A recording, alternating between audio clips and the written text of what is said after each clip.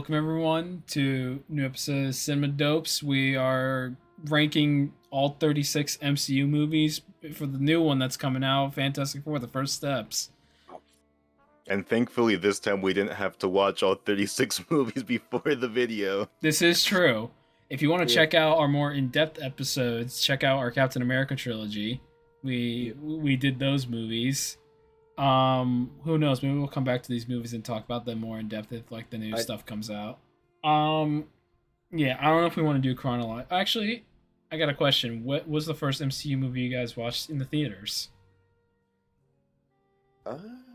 For me, I think it was all the way back Iron Man 1. Really? Yeah, well, you gotta remember, of the group, I'm an elder. You're old. I'm old. Grandpa over here. Oh, That's nice, Grandpa. Now off to bed. no. Yeah, the first Put me on the stretcher. the first movie I watched in theaters was Iron Man 3, but I've seen Avengers and Iron Man like all the way beforehand. So I was pretty in with the MCU by then. Yeah, my first was Infinity War. Yes, I'm one of those people that got into the MCU in 2018. But I did see Guardians 1 and 2 in theaters. 2 years ago for the Volume 3 marathon where they were showing like all three back to back. Was that probably the most difficult nights of your life there? Going to sit in the theater and watch all three Guardians movies just like back to back to back without any breaks? It wasn't that bad until we got to the third movie, because when the second movie ended, I got a really bad headache, and it was kind of hard to power through the third movie because it was like I want to be hyped, like, because it was also an early screen, like they showed the movie like a week before like it actually came out. So like I wanted to like be like present there, like we're watching like the third movie early, but it was just like hard to like to be awake because it was like midnight already, probably past midnight by the time the movie started, and I had like a pretty bad headache, so it was kind of hard. But I don't know, it was still a good time. I'm glad I went to it, but fair enough. So I guess we should get this on. Also, we're not doing any of the shows. Yeah, no shows. No shows. If you really want to know our opinions on that, just know X-Men 97 is the best of them all. Mm-hmm. Yeah. I did like Loki. The first season, I never got to the second season, and I thought season 2 was so good. Yeah. I've heard that. I've heard that a lot from my one coworker. I think it's better than the first season. Same. Yeah. All right, I'll look into it. Also Daredevil. Daredevil. Daredevil Born Again is also really good. I also watched the Netflix Daredevil show. The Netflix Daredevil show is also really good. Season 3's Born Again. You guys remember in for Thunderbolts, Sebastian Stan doing an ad for Marvel Rivals where he's where he's like armed and dangerous again and again and again. He's just so done. Yeah, he's just like, please give me just give me a paycheck. I'm hungover right now. So yeah, with that underway, let's start with the movie that started it all, Iron Man. Oh, actually, wait. Before we actually get started, sorry, I know we keep delaying it, but like, I want to give this preamble like out of the way, like from the beginning, like for what I'm about to say within the next like hour or so. I want to give the disclaimer. I am not an MCU hater, like at all. I think some of these movies are fantastic, but at the end of the day, most of these movies are just mid, in my opinion. And we will get through the list, but I'm not trying to hate. I'm just speaking my mind. That's fair. Yeah, it's fair. I'm pretty simple when it comes to movies and stuff. I enjoy Marvel movies, but like, you know, with the same way, it's like everything with a grain of salt. And I'm like, yeah, I like this movie. It's great. It's not like this isn't going up against like fucking Citizen Kane and shit like that. Yeah. It's right. Like, you know, it's a fun popcorn movie. Just turn your brain off, have a good time. So yeah, Iron Man. I think it's an S tier. Iron Man 1, yeah. I'm thinking B tier.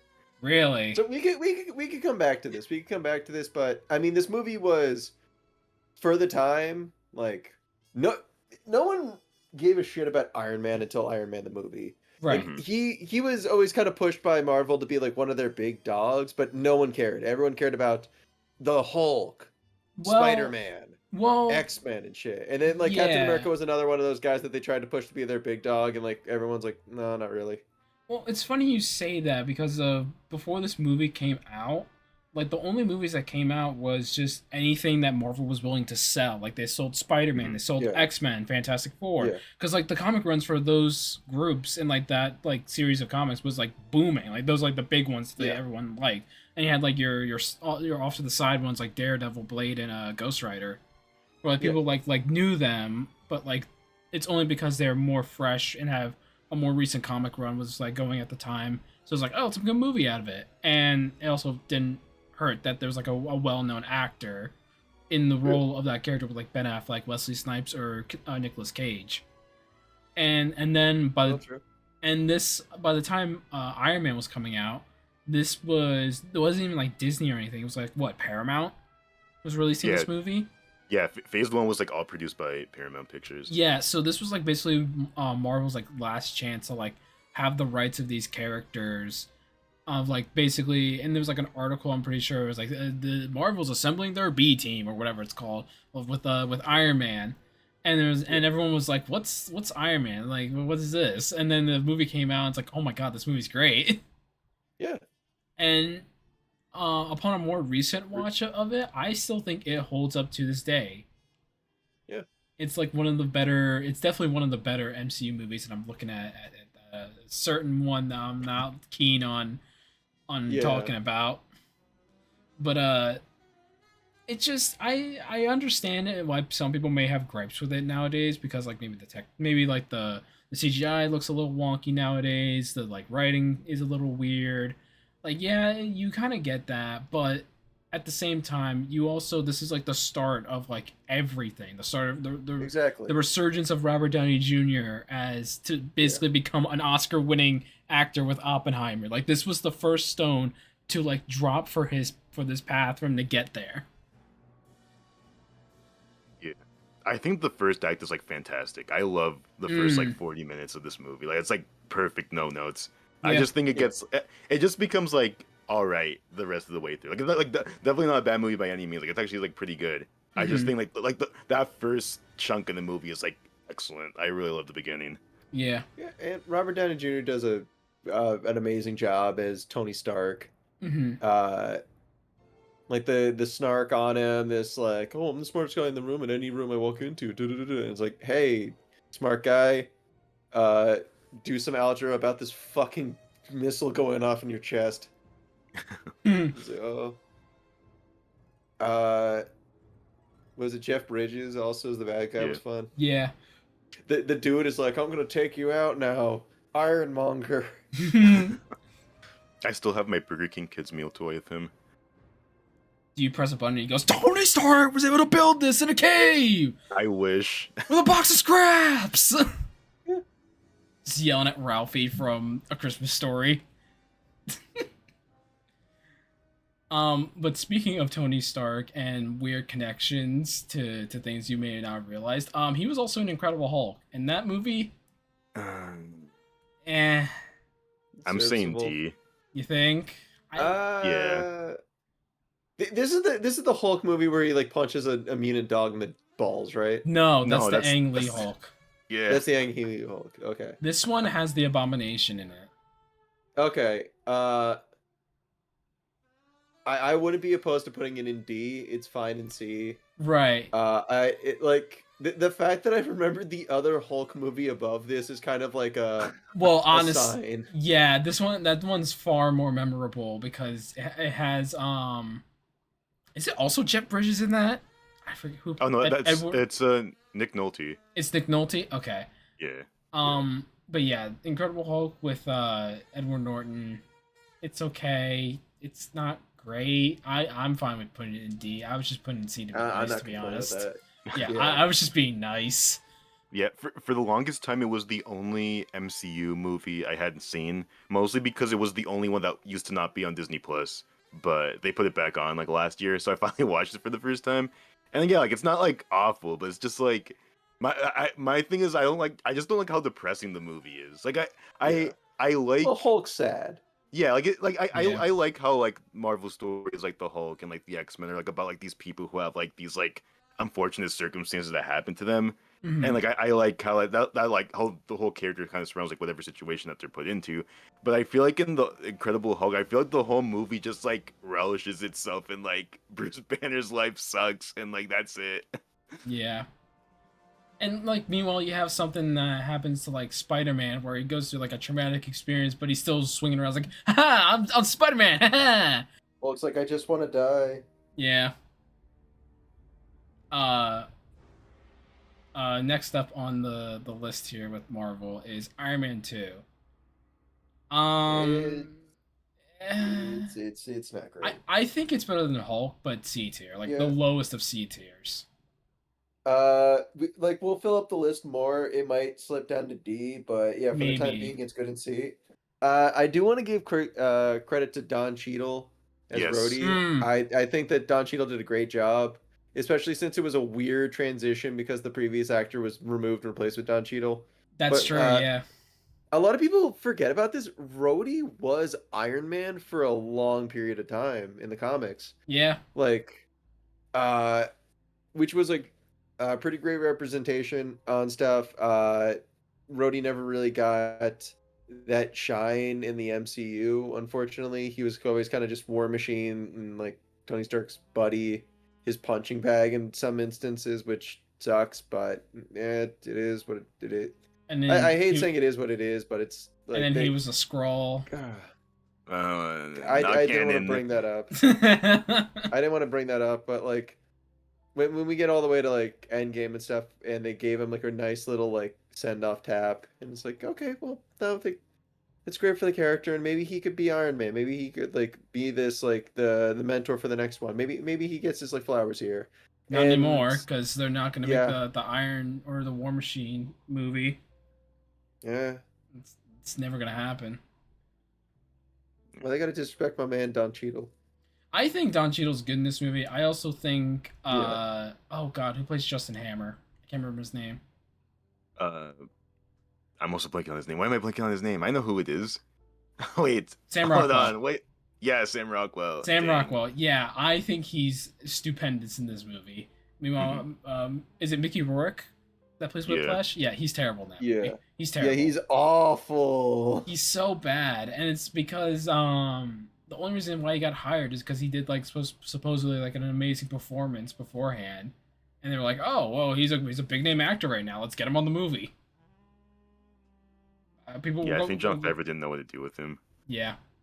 I think I kind of have a softer spot for Iron Man 2 just because I like how it evolves Tony's character from the first movie where like after everything that happened, like the movie has like, a lot of themes about like legacy and like mortality and just Hmm. like him contemplating. Like I think that's very fascinating. I think like especially in hindsight, like after Endgame, I think it's just like really fascinating to go back to Iron Man 2 and just see like It this movie. I kind of take a step back for him and just like kind yeah. of contemplate like where he is in his life. I think that's kind of interesting. It does definitely adapt the demon in the bottle story like very well, I will say. Yeah.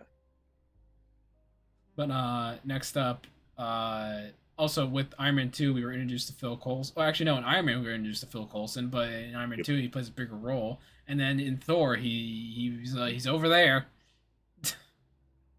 He's over in Thor land, and he's lifting hammers and stuff, and it's all right. So, Yeah. yeah. To me, Thor has always kind of been one of the like Marvel tries to push him as a big boy, and it's like for real. As much as people are like, who gives a shit about like Iron Man? It's like, well, Captain America's Captain America and stuff. But it's like, who really did give a shit about Thor? Like, pretty old Thor designs and stuff. When what was his name? It was like Donald something.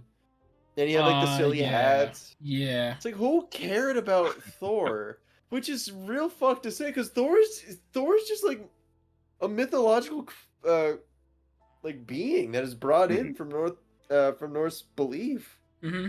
And they just kind of like he was just kind of like the dorky loser dude of the squad. And then they did Thor the movie, and it was alright. I like the way that they positioned Thor as like this alien anomaly, and of course we got Loki who steals the show. Oh yeah, I think Yeah, I don't think there's really a bad performance in this movie. It's just that yeah, the story's boring. It's yeah. predictable and boring. It's got the cool kind of like treating Thor like he's an alien despite him being like With dyed John blonde, White. with dyed Yeah, blonde eyebrows. yeah. Yeah, Um, yeah. Captain America. if oh sorry, No, No, go good. ahead. I'm sorry. I jumped the I, gun I on this. What were you gonna say?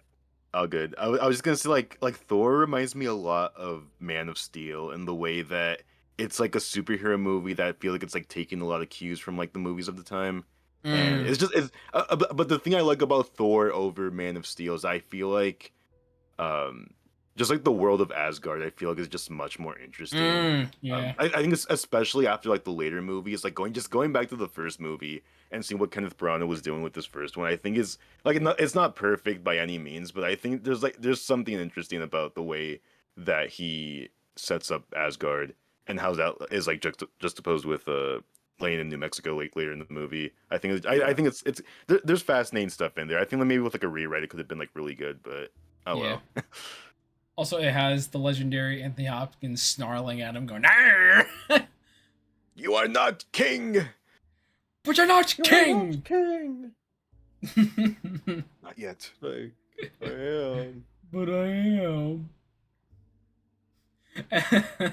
But yeah, I Captain Captain America, the America. First Avenger. We did a full on review of this movie with Cinema Dopes, and I on rewatch like for the podcast, I thought it was all right. It's not my Yeah. favorite Captain America movie. I want to say like low B, high C tier. Like Hmm. this, like I would personally I would keep it high C. If anything, this pushes Iron Man 2 closer down to D when we get to the shuffle up at the end. that's Yeah. true. Yeah. But it is a very serviceable movie. I like the opening of him like showing off that he's a weak nobody and then he gets steroids to become strong. It's very funny though that like the general's test to show that he was the chosen one was throwing a grenade into the group of people Yeah. and him jumping on it like I'll sacrifice myself. And it's like that's very like heroic and shit, but like if we put the super serum soldier like the serum in this soldier and he just kills himself immediately, well there's a lot of government funding dead. Yeah. But it was a decoy, Frank. It was on purpose. It was a decoy. Yeah. The, They were trying to the test the first morale Avengers. in the heart of Captain America. Yeah. But yeah, there's not really much with First Avengers to really talk about that we haven't said already. Like it's all right. Yeah. Hugo Yeah. Weaving I is do pretty like the good. ending where he wakes up and he's like all scared. Yeah, I do like the reveals. Like, but I was at this game. It was like, oh, fuck. um, Pants shitting by Shield. yeah. They didn't even like do their research on this. Well, considering how Phase 4 and Beyond has treated Nick Fury and Shield and like any other government agent, it kind of tracks now. Yeah. Um, but I mean, we're not to the bad stuff yet. We're still on the good stuff, aka the first Avengers movie, which I think is the second best Avengers movie. I'd say C tier. Really? Yeah. Yeah. So Uh, actually, so when we were reviewing the Captain America movies earlier this year, I was watching these like Phase 1 movies like in between, Oh like when we were yeah. watching like First Avenger and like Winter yeah. Soldier, and I don't know, like I think I just chalk it up to like I me not being into superheroes in 2012, but it's like such a nothing movie. Like if you were not I there in yeah. 2012 to watch it in theaters, like the movie just doesn't mean anything. Like it's fascinating like to look back and like, oh, this is the first time they all met up, but it's such a nothing movie really. Like the Yeah. action is like pretty lackluster, the acting's fine, it's a whatever movie for me.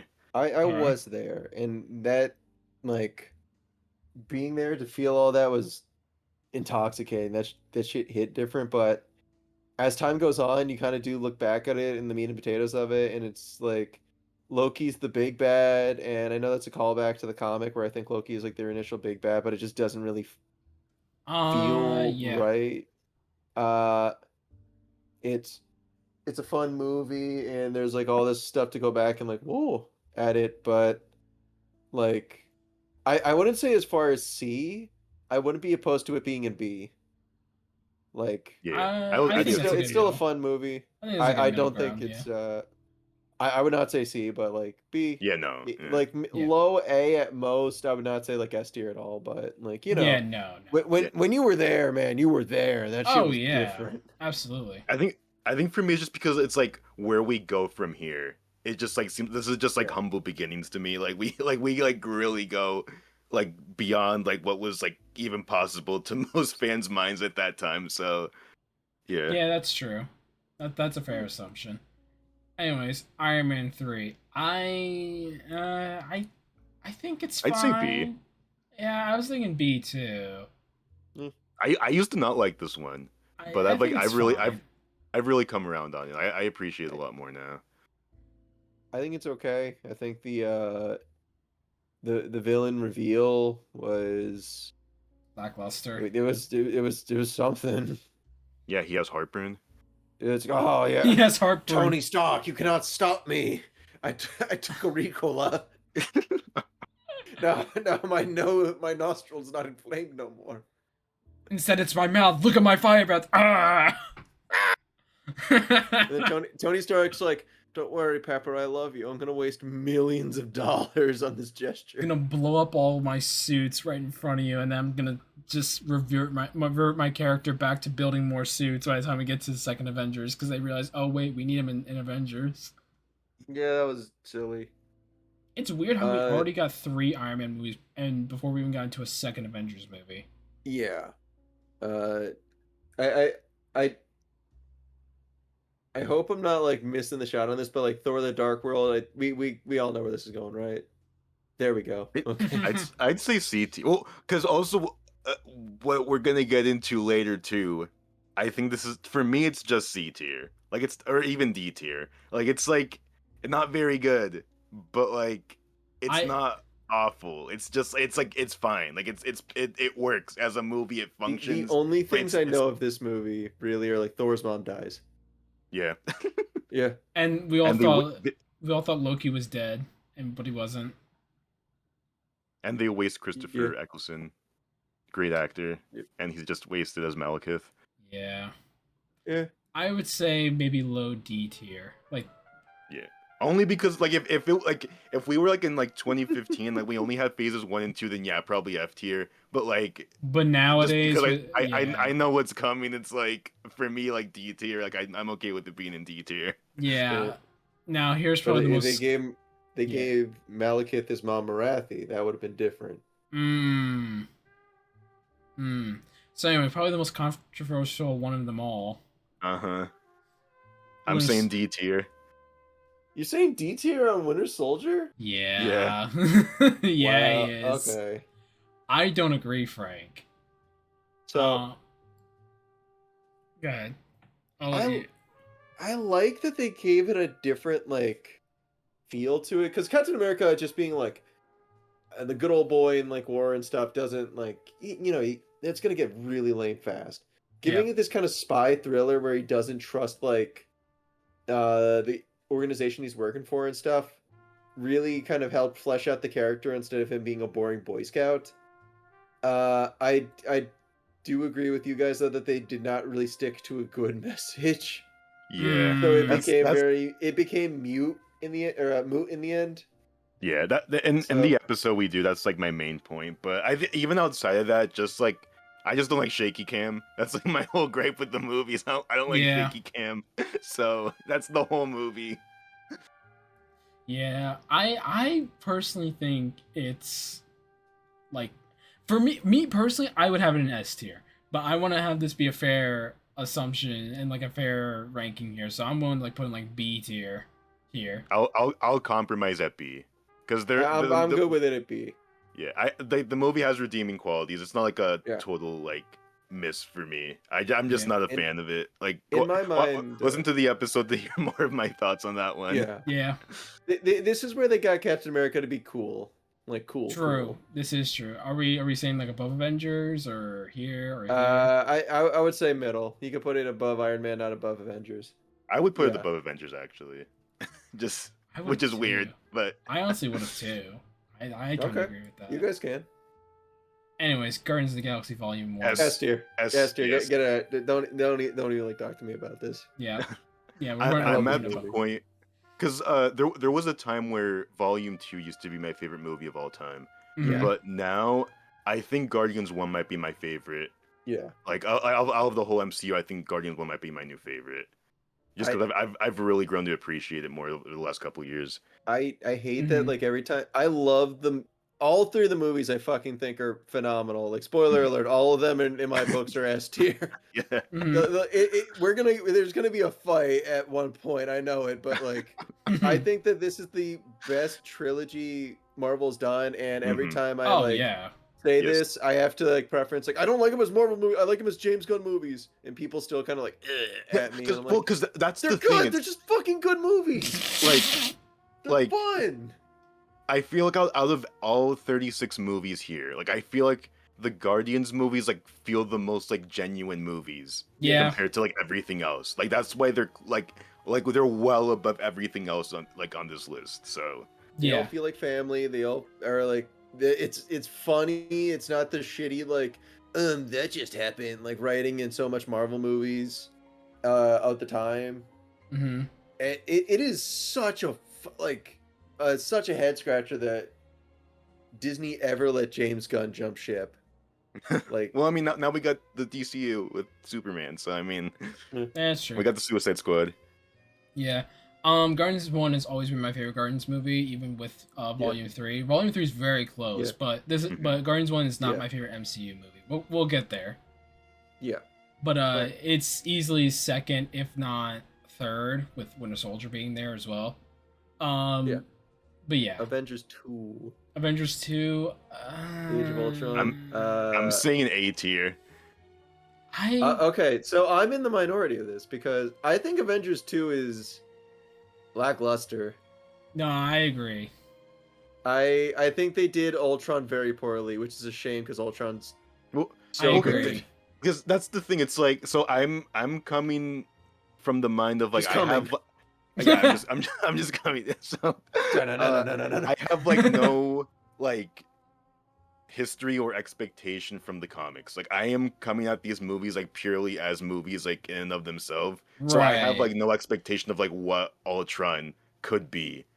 So I'm just like seen as like, okay, this is like the next movie like after the first Avengers. Like how are we gonna like raise the stakes this time? How are we gonna develop the characters further from the first one? And I think Age of Ultron like does what any like great action sequel should do. Like I think it really like it doesn't just like ramp things up just because like it gets really personal with the characters and takes time to slow things down and give us and it's like without this movie I don't think that Civil War and Infinity War work as well as they do. Like this is like the true foundation. No, you're right of on that that. point in the MCU. Yeah. And like, I'm not totally against it in B tier. I don't know about A though. I'll live with it in B. I think with the reason why is I'm with you there, Frank, on Ultron being very lackluster as a character. I think, and I know I'm not the first person to ever say this, because there are a billion people that make opinions about Marvel movies. Some of them are right, some of them are wrong. Yeah. I don't like some of the humor in this movie. Yeah. Like it's starting to feel like later Marvel movie humor. Well, I mean, I don't know. I rewatched this one like pretty recently. To me, it feels very tame compared to what we're gonna get into. Oh, well, I don't think it's as egregious. Like really, it's not as exaggerated, but you definitely see like you're watching like the car come around the corner before it gets into a crash. It's like, oh no, here it comes. So, on the good end, like Ultron early on was good. I like the whole Pinocchio I got no strings to hold me down stuff. Yeah, that's an interesting take. I thought that was cool.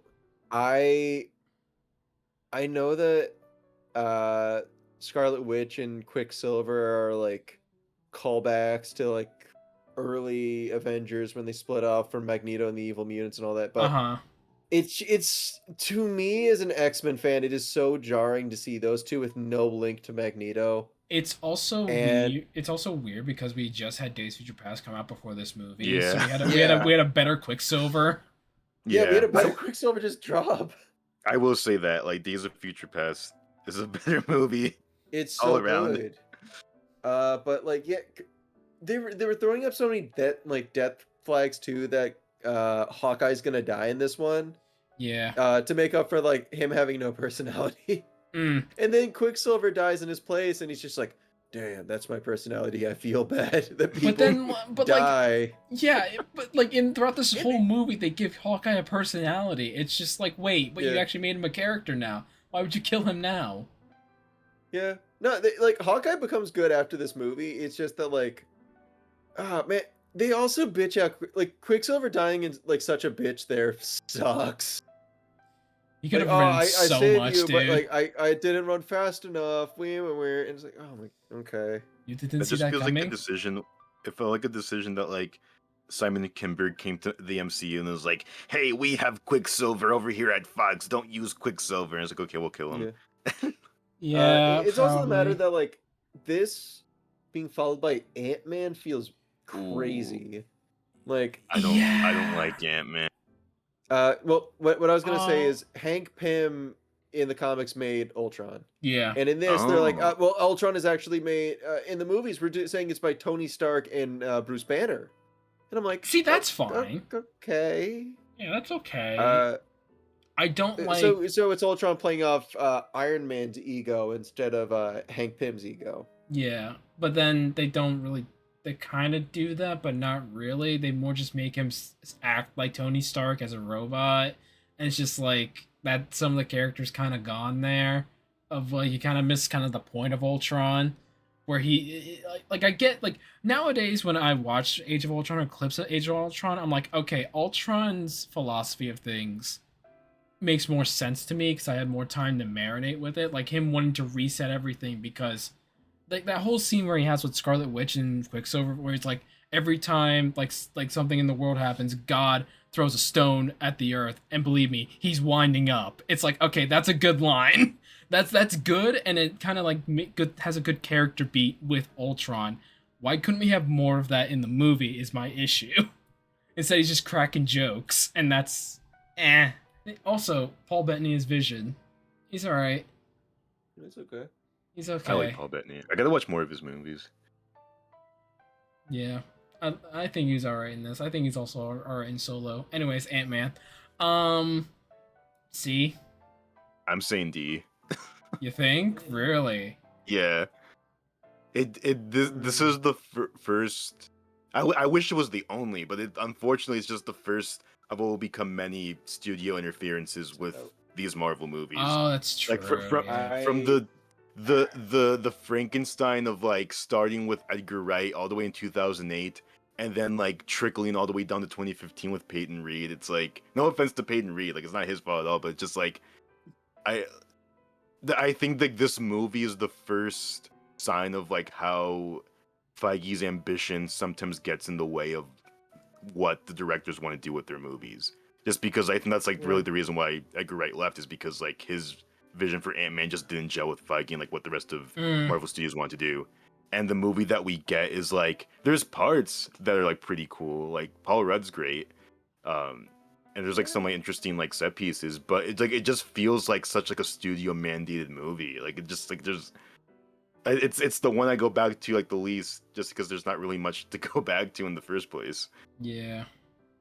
I like the whole like jail buddies and stuff like that, and some of the quirky jokes are fun. Paul Rudd as Ant-Man, a bit to me is a head scratcher, because the whole point of this is like, we're not using Hank Pym. Hank Pym's a wife beater. We're gonna put in like this younger new heir to the Ant-Man name, and it's Paul The least Rudd, probable like, Ant-Man of the Ant-Mans. yeah, and it's like Paul Rudd's kind of like up there in age, and also if you wanted to do something like daring, you could have made it not a white guy, and yeah. Okay,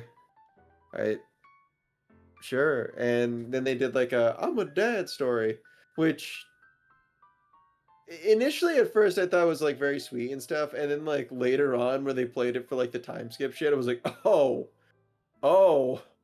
no. Oh, okay. So yeah. Kind of a... Hey, at least we didn't get the third Ant-Man, who spies on women. That's true. So there's that at least. Well, let's at least be grateful that Marvel didn't do that. I'll be. Ant-Man is one of those heroes that I constantly forget about, and I'm always surprised when it's like, yeah, when you talk about the greatest minds of Marvel, and it's like Reed Richards, Iron Man, Ant-Man. I'm like, oh yeah, Hank Pym. Like, I guess he's there too. Good for him. So, so what if I made molecules that can shrink people? It's like, Hank. Okay, Hank. Reed Richards is just like, okay, cool, Hank. I made a gun that can kill anything.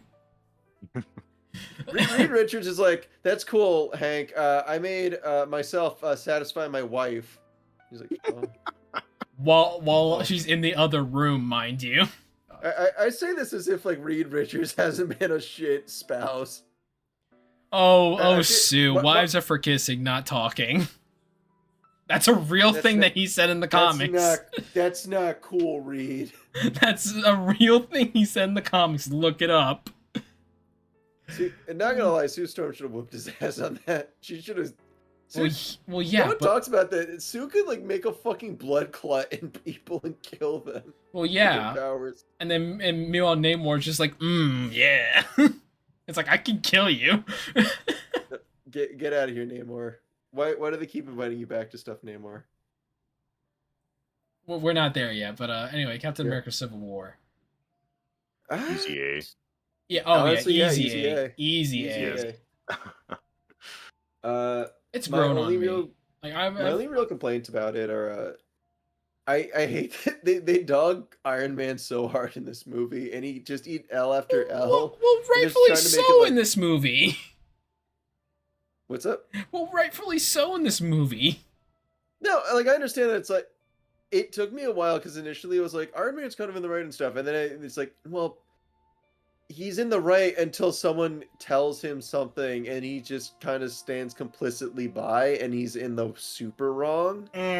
Which, like, as the world's politics get worse and worse on shit, it's like, oh yeah, that's bad. Cap had a lot of better points. I feel incredibly bad though for the people on Team Iron Man, like Rhodes, for example, who got fucking paralyzed. Yeah, Cap was never like sorry about that, bro. He was just like oopsie poopsies. When you think about it, Team Cap really made it out on with some cases here. Like Sam became the new Captain America. Bucky is becoming a congressman. Wanda's dead, but don't worry about that. Or is she? I don't know. And she's dead. She's dead canonically. Okay. She's dead to me. I mean, she's not on the Doomsday cast list, so I mean, she's dead. She's dead until she comes back.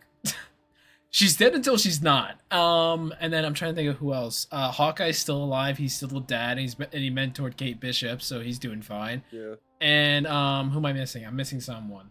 I guess Cap himself. He grew old with Peggy. Like he had a good ending. Yeah. Meanwhile, Iron Man's team, it's like the only surviving member is a bunch of dead boys. A bunch of dead people, except for Spider-Man, who lost everything. Like Black Widow dead, Vision dead, Black Panther dead, Iron Man dead. Okay. In fairness to the Black Panther thing, I don't think they intended for that. Well, no, but still, I think that was just a tragedy in real life that kind of made that choice happen. That is true. He would be leading the Avengers right now. He would be, yeah. War Machine paralyzed. Chadwick Boseman did such a good job in Black Panther, and such a shame. That is true. He's also really good in Civil War. Yeah, great introduction. I love his dude in this movie. Great introduction. I think he had a better introduction than Tom Holland as Spider-Man. I think he does he just does a better job. And also like Tom Holland's kind of he's also like kind of trying to find the voice a little bit with a Brooklyn accent, I feel like. And then by the time he gets to Homecoming, he's got it. Yeah. I just appreciate this movie giving us like a different take on Spider-Man, just because like Amazing Spider-Man was just kind of doing the same thing. And like especially so I recently watched Fantastic for the first time.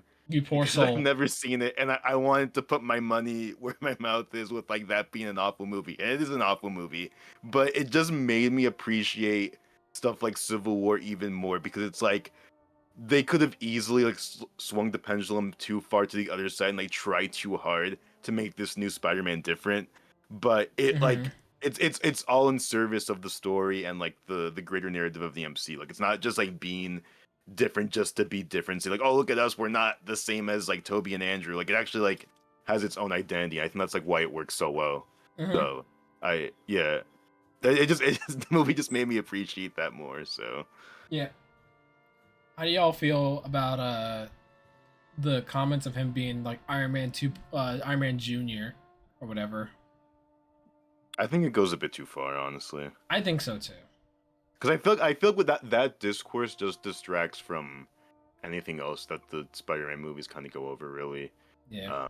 Like I get like I don't know. I'm then again I'm also like I'm not on the Far From Home hate train because I know like a lot of people really don't like Far From Home. I didn't think it was that bad, but no, I don't think it's that bad at all. Yeah, I mean we'll get to that one later. So yeah. Dude, fucking they beat the Cap and Bucky beat the ever-loving shit out of Iron Man in that one scene. Oh, and this is after Iron Man learns that Bucky killed his parents, and Cap is just like, well, you know, man, it was what it was. It's like, fuck you, you mean it was what it was? It does what it do, Yugi. Dude, if I was Tony, I would have flew up and I would have fucking irradiated Cap for that shit, man. Yeah, I would have dragged his ass to the elephant's foot myself if he said that shit to me. Also, Zemo, great villain. Zemo, great villain. It's always great when there's a villain that doesn't even lift a finger. He just kind of like convinces them with his charisma. He did a good job. Yeah, I love also Zemo when he comes back for was it Falcon Winter Soldier? Yeah. Mm-hmm. Which Falcon I think Falcon Winter Soldier is such a weird miss. It's got a lot of good and then it just really bad ending. Yeah, the main story isn't good, but I like how it actually got me to care about Sam and Bucky because I did not care about them before that. Oh yeah, they had a great team dynamic. Zemo back was great. I love how with John Walker was great. Yes. Yeah. The villain's really bad. Yeah. Oh, Kari? Yeah, she's terrible. Yeah. Yeah. And it didn't have to be that way, but you know, rewrites. Yeah. But message in the end, bad. Yeah, message at the end. You gotta do better, Senator. It's like thanks, Sam. Thanks, man. I don't know. I have a whole thing about the whole like speech he gives at the end, because like I've seen people say this is like one of the worst scenes in TV. Like it's too heavy-handed. No, that is not one of the worst scenes in TV. But like I don't know, like how I view this, like people say that he's like cheesy and like, oh, this isn't gonna do anything, just like giving like a stern talking to like these like politicians. But like I don't know, I feel like in my own perspective, I just see like if you're not gonna do it, who else is gonna do something? Like even if nothing gets changed, at least you're like speaking up and speaking your mind about something. Oh no, instead of just like standing by. Like it does seem kind of ridiculous, like especially like in the context of the episode. But I see it as more of just like getting the message of just like you have a voice and you can speak up about things like regardless of like what's going on. But yeah, I just think the execution could have been better really with it. Yeah. Doctor Strange, I do agree, was a pretty good movie. I think it's a solid B tier. I think it should sit right here in between Winter Soldier and Avengers. I used to really like it, and now I don't, because I feel like it's very bland. I think that the visuals blandness. Are very cool. Yes, visuals are good. I can get the blandness of like the story. God, they really wasted Mads Mikkelsen. Yes, they wasted him. My God, they wasted, dude, like a top tier like pick for villains and literally anything else, and they used him to be like, who the fuck was that guy? Khaleesi's. And then and then they're like, okay, Dormammu's here. Okay, that's cool. And then they're like, I'm gonna be your next bad guy, Strange. Me, your friend. Remember me? And everyone's like, no. Never seen him again. Until maybe the third movie, maybe. If that comes out, if that even still exists. Yeah. God. They should have really just made him like the same Mordo in the second Doctor Strange. They really should have just done it, and then that way they would have gotten rid of him. Like if he like found a way to like also like dreamwalk or something like that, and like he's just been like messing with Strange the whole time. Like maybe that would have been something interesting. I got a question when we Yeah. get to Multiverse of Madness. Just remind me of Oh, when we yeah. get there. I'm- Just remind me of Spider Verse when we talk about Multiverse of Madness, Okay. and then we'll talk about it. Alright. Sure. Okay. Guardian. What is it? Volume 2. Next? S Guardians tier. 2. You can put it in S tier. Yes, Fuck. We S. don't gotta. Hold Do on. not hover on A. Hold on. Put it up there. Hold on. Put it up there. I'll put it at a low S tier, but this is my least favorite Guardians movie. That's fair, but it's staying in S tier. It's still a real movie at least. It is still a Dog. real movie. Dog, you cannot look me in the eyes and say you don't tear up when he says he may have been your dad, but he wasn't your daddy. No, I laughed when I heard that line. No, that. I more teared up at the heart to heart with Yondu and Rocket. It was like, I know who you are because you're me, boy. It's like, man. I do. Maybe I should ask this when we get to Volume 3, but I kind of want to mention it now just because I really like it. In terms of soundtrack, Volume 1 or Volume 2? Oh. Soundtrack? Like you mean the songs used in that movie? Or Awesome Mix Volume 1 versus Awesome Mix Volume 2. Oh, Volume 1. I think Volume 1, it plays it by, plays the hits, and it's really good, but I appreciate Volume 2 for being a lot more experimental. It's too hard for me now, because I used to be like easy Volume 2. Like, you got Lakeshore Drive, Southern Nights, Fox on the Run, Brandy, You're a Fine Girl. Like, there's like so many great songs. And like Volume 1 is also great too, but like now I'm like, I kind of like Volume 1 a little bit more now. Like, I've grown to appreciate it more. So like it's hard for me now. I think what makes it, and this also goes for Volume 3, with Volume 1, while there is great songs in Volume 2 and some in Volume 3, there are also great songs.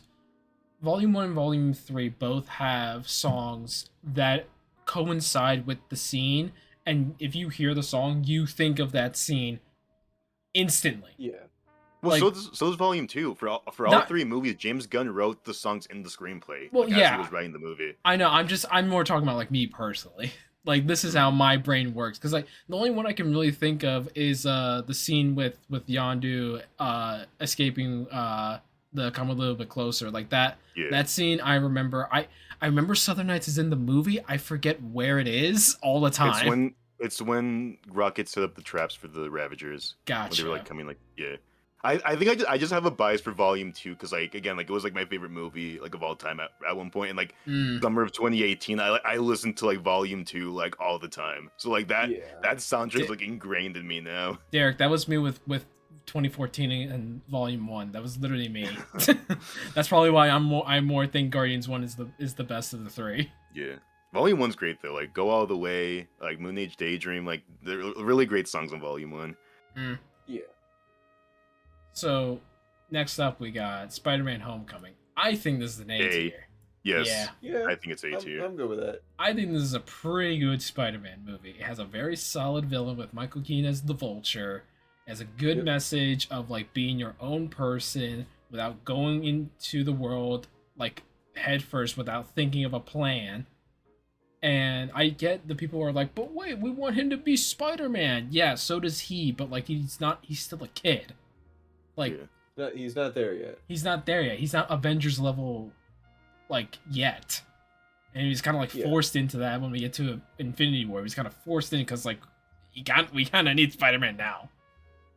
And this is such a great point in the MCU because like look at like all the movies that we just like read, like Civil War, like Doctor Strange, Spider-Man, Guardians, like these are like all like different movies. Like they don't all feel the same, and like each movie, like even if it doesn't like progress the main narrative of the Infinity Saga, like each movie adds something to the universe that makes it like feel substantial. And I think that like this is like really was the best part of the MCU so far. It does solid character work with everyone in like their own little facets of the MCU, except for these two here. But we'll get to those. Yeah. But Thor Ragnarok. I would have put it in S. I think it's an A, maybe a B nowadays. I say B. I think I'm not gonna lie. I would argue for S, but like I'd rather be A. If it's top of B, I understand, but like this movie fucking slaps. See, I want to love Ragnarok. Like I've always wanted to love this movie like more than I do. The problem is that it's so bogged down with like the baggage of the last two movies. Okay. And Okay. So that's the thing that like to me it really flourishes because the previous two Thors were so forgettable and this one actually slaps. Mm-hmm. And it's a little tricky because the one immediately after it also Thor's character gets really fucking shit on because of the whole Avengers like Endgame stuff. yeah. Just like how the Guardians do. Like they're Hmm. it the whole like Avengers Infinity War and Endgame thing really just like tanked those characters. But to me, this movie fucking came out and it slapped. It was just like there's some scenes that like I didn't really agree with. I don't like that all Thor's buddies die in like one scene to hell. Yeah, I was fine with that. Yeah, same. Zachary Levi was one of them, so This is true. Yeah, I think there was a lot of like cutesy little scenes like uh Loki pretending to be Odin, Mm-hmm. them fighting Odin. The Thor Loki dynamic was just really good. Valkyrie coming in, the Hulk being this kind of support role. everything on Sakaar is great. Yeah, I just wish it was Jeff just Goldblum. yeah. Thor learning that like, oh, I can't just brute force everything. I got to use my accept brain. roles. I gotta grow as a person. And like, I'm a Taika Waititi guy, which I'm not gonna defend him on the next one. I'll be 100%. But on this one, I slaps. don't think any of us are going to defend him on the next Thor movie. Yeah, this one's great. I can understand why people may not like it nowadays, but I also think it's fine. It's pretty good. It has a lot of good stuff in it. Like this and the previous Avengers movies, like they know how to do Hulk. It's once we get to Infinity War and Endgame and thereafter, that's when Hulk starts to be bad. Because it's smart Hulk and therefore you've lost the like interesting dynamic of like two people at the wheel. And it's just like I think Cate Blanchett is very much underused in this movie. I think she could have done a better job. Like, if she was like just in the movie a bit more, I could actually like care more about Hela as a character. But then, like at the same time, I'm like, well, then what do you do with her besides like the throne room of her like revealing Asgard's true history and all of that? Like they get the beats, and then once she's on Asgard and has everything she wants, she's like, all right, I'm going to spend the rest of the movie trying to look for these people by going on the other side of the world. Oh, they're not there? They're at the bridge? All right, let's just walk back over there. That's all her character does. It's just waits. Tessa Thompson as Valkyrie's great. Great costume. Her costume yes. was Oh, and also I love that shot of her like putting on like the helmet where like, she like pulls her hair back and like it like and all spikes out. That's great. I love that. I like that plus the two swords that she instantly summons with it. That's a cool pose. Valkyrie, Tessa Thompson's great in this movie, and I think this is like one of her last good ones. Like she's fine in Endgame, but she's barely in it. Yeah. I wish they utilized her more in the MCU. Like I don't she's a great actress. Yeah, like I don't get like how they like really like they severely underutilize her. It's a shame. Yeah. Chris Hemsworth is his best performance as Thor in my opinion. Well, actually no. This is his second best one. And then Loki's great in this. Heimdall's even pretty good in this. Yeah. Yeah. I miss Heimdall. He was great. Man, Chris Hemsworth was so good. But yeah, I think it's fine. I think it's pretty good with all the new stuff that's brought in. I think the comedy works in some aspects, even to this day. And it's colorful. Like all these Phase 3 movies are colorful. That is true. That's what I hate about revisiting Phases 1 and 2 was like everything's so like drab and like gray. But like Phase 3 is like there's color now. It's so good. Yeah. Yeah. So next up we got Black Panther, the only MCU movie that was nominated for a Best Picture Oscar. That's wild. For now, at least. We don't know yet. Probably, though. I'd say an A tier. I'd say A, maybe like high B. I'd say high B, honestly. I think what really drags it down is the first 2 acts are great. The third act is Rush CGI. It's a very third act drag kind of situation. Yeah. I think that the big thing is shoot, I'm gonna feel bad if I forget his name. What was it? Michael B. Jordan's character, was it Killmonger? Killmonger, yeah. Killmonger was so in the right, and then in the end they're like, "Oh fuck! Oh, he's making too much sense. We got to have him just shoot women." It's like, oh, okay, yeah, sure, all right.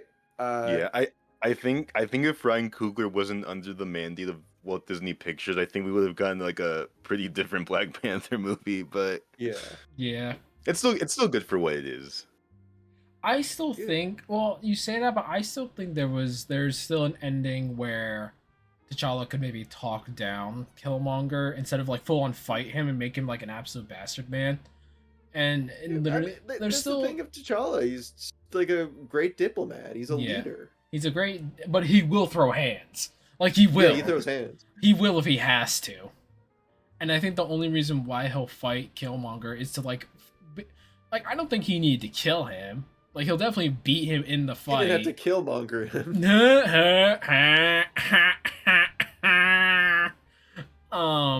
I think he didn't have to kill Killmonger. I think he could have definitely talked him down, and then we probably could have had 2 Black Panthers around. One that's at Wakanda and helping out Wakanda, and the other one that's out in the world.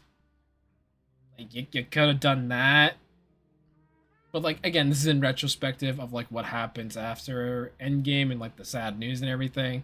Like that's in hindsight, but still, I don't know. The ending is just like we kill bad guy. Okay, now Wakanda's now part of the world, and we're gonna give all our actual resources and give up our secrecy, except not really. But yeah, Avengers: Infinity War. S.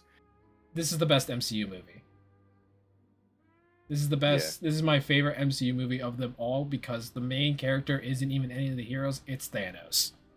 Thanos is the main character. I want to Thanos, great performance. Anyone that says Thanos is right though, eat a bag of dicks. Oh yeah, no. Like he was very clearly in the wrong. He was still, like he still had this ideal of like survival of the fittest. Like people got to earn life, but when they earn life, they appreciate it better. But Thanos put on a great performance. What's his name? Was like Josh something? Josh Brolin. Josh Brolin, thank you. Yeah, Josh Brolin did it a lot. Despite looking like a big eggplant man, he did a great performance with what he had. Shit I will argue about though with Infinity War, just because they're my boys. I hate how dirty the Guardians got done in this. That's true. Yeah. Well, you say that, but they do a good idea with Peter Quill and Gamora, like connect with their story. No, listen. So James Gunn went on to say that he didn't want any of this to happen because he had like a plan for what was going to happen in 3. What's the issue really for me is Peter Quill gets blicked out.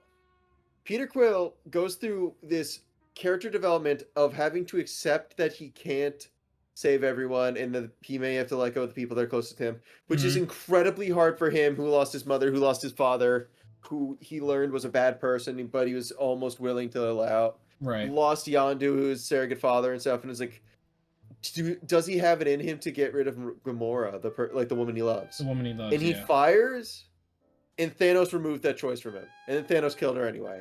Yeah. And she died scared and benefiting this abusive father.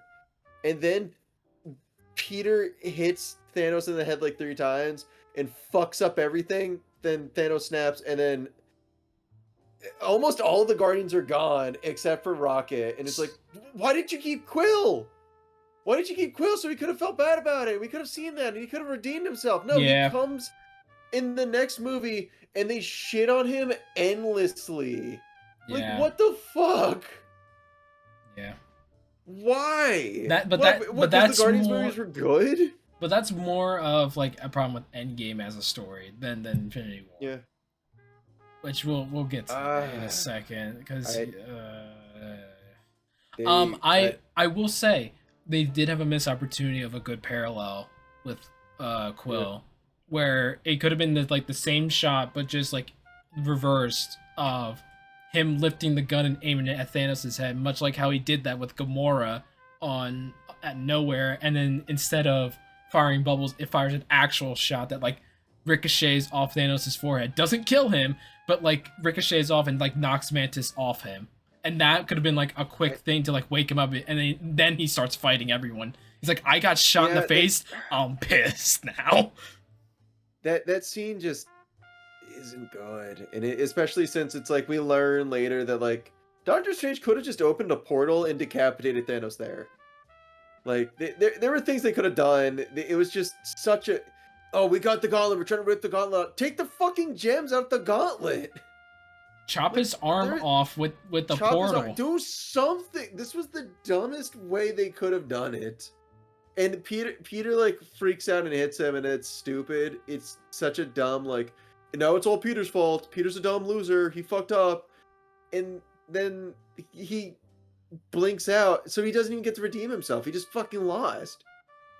And, yeah, that's like, why it's so bad. That's why I was like thinking, like, I don't want to be like fan fixing or anything like that, but that's why I was thinking like this could have been a better way. It's like this was a probability that Doctor Strange didn't think of. It's like, oh, Peter Quill's just so angry that he's not gonna let this happen. He's like, this guy killed my girlfriend. I'm gonna kill him. I'm gonna shoot him. I think that if they were going for something like that where he is goated and someone feels bad for it, they could have done Tony Stark.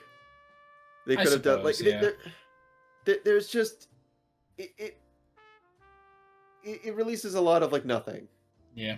Because there's no like Peter never gets anything back from it. Mm-hmm. It fucked up. Like James Gunn still like managed to make Guardians 3 great, but from everything I've gathered, he effectively was just told like your characters are gonna get bitched out here and you're gonna have to like work on a new script. And he's like, I don't want that. And they're like, well, tough, dude. And then he got a new script and basically just put up 2 middle fingers to Disney. Yeah. Like, I'm gonna make you $1 billion. And I'm gonna be your competitor. Suck it. Yeah. All my belly aching aside, though, Infinity War does slap. The fights and like Wakanda, the initial fight when the Guardians were fighting Strange, Iron Man, and Spider-Man. A lot of the scenes of like them getting it, Red Skull showing up again was weird. Yeah, you guys ever think that like Captain America had to return the gem? Do you think he just like, dude, like, I want to see. And, like, had to stare Red Skull in the eye, like, oh, you're here, dude. I kind of want them to come back and do those specials again with the MCU, like how they did Werewolf by Night and the holiday special. I want them to do a Captain America special where he's returning the stones, and it's just like 5 minutes of awkward silence between him and Red Skull's like, so hi. It's like when Joker went to go meet Harvey Dent. He just sits down and he just goes, hi. But yeah, all in all, Infinity War, great movie. Has some wonky CGI here and there, and it's like really. No, I think it looks great. I feel like that's like when you can definitely tell they took their time with. Like the VFX were definitely worked on for like a couple of years with that. Yeah, like for especially with Thanos. Yeah, absolutely. Yeah. I'm the one thing that always gets me is the Hulkbuster in Wakanda. It's something to look at. It's not the worst thing I've seen of CGI in Marvel, but it's not one of the best. You know? I thought it was fun. It was fine. There's something about Wakanda and Fields and CGI, and just something just doesn't work. Something about it just doesn't work, man. Well, let's just hope the third movie doesn't have a big battle there again. Nah. Anyways, Ant-Man and the Wasp, C tier. Yeah. Okay. Personally, I would put it in B tier. I actually like this movie. I don't remember anything about this movie. I feel like it, just because like at that point it's like, okay, like this is the kind of Ant-Man we have in the MCU. Let's just roll with it now. and like they just like give him like a fun, simple heist story, and like it doesn't feel like it was like one thing that turned into something else. Like it's just like its own simple, fun movie. Like I feel like a lot of people rag on it because they say it's like dumb or like Mm-hmm. um I think Mr. Penguin Zero said that the movie sucks because apparently the villain and the heroes want the same thing, and the movie feels pointless. But I don't know. I think it's a fun time. Like I think they purposely released the movie after Infinity War as kind of like a smaller scale Yeah. movie, like in Yeah. between. It was also a very funny like end credit like I'm gonna go in there guys, you gotta hit the button when I'm done, and then they all get bamfed out and it's like ooh Ooh. oops Oh yeah, the end of Infinity War uh-oh. sets up Captain Marvel. Which, by the way, Captain Marvel.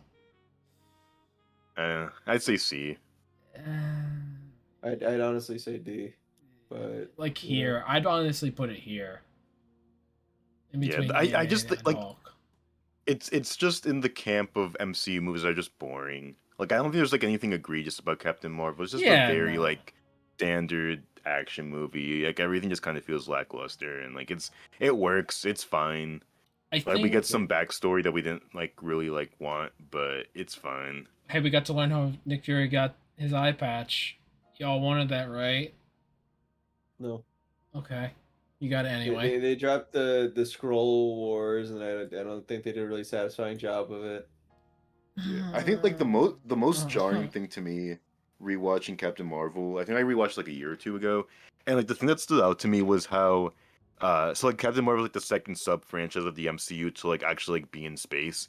And it takes a lot of visual cues from the production design of Guardians of the Galaxy with like a lot of like the space travel, like the hexagons and stuff like that. Like there's a lot of Yeah. parallels between Guardians of the Galaxy. But like what's weird about Captain Marvel is that it takes that foundation and it just makes space feel very generic, weirdly enough. Yeah. Because like, it's so weird because the Guardians movies, like up to this point, the first two volumes, I think like they're like some of the most like creative and like colorful MCU movies so far. And then Captain Marvel is just like generic space, like some small elements of like the Guardians movies, but like it's just over like a very like safe bet with like how the creatures and environments that the Kree soldiers go to are. Like it doesn't feel like anything like that like eye catching, which is weird because I feel like a movie like Captain Marvel could be like very visually striking and like for some reason just like isn't. I just think that's like kind of weird. Mm-hmm. Yeah, I just it also doesn't help that with Brie Larson, it's just there's no personality. Like none. Yeah. Which I blamed it on the writers. I just feel like they just didn't make her Yeah. that interesting. Which and it's weird because like they could have. Like I think her like the whole like I've given grievance to like any show or movie that does the whole like amnesia trope because like I'm Mm-hmm. personally not a fan of the amnesia trope in any like game or movie or whatever. But I feel like the way like it's in Captain Marvel, like, you could use that for something interesting, especially and then using that to like fit her into like the larger MCU of like who Yeah. she is. Like I thought there's something interesting you could do there, but I feel like the movie doesn't really like explore that enough. So Hey, Frank, don't tell Derek that there's a game called Amnesia. oh Uh-oh. no, He might fall into a dark descent.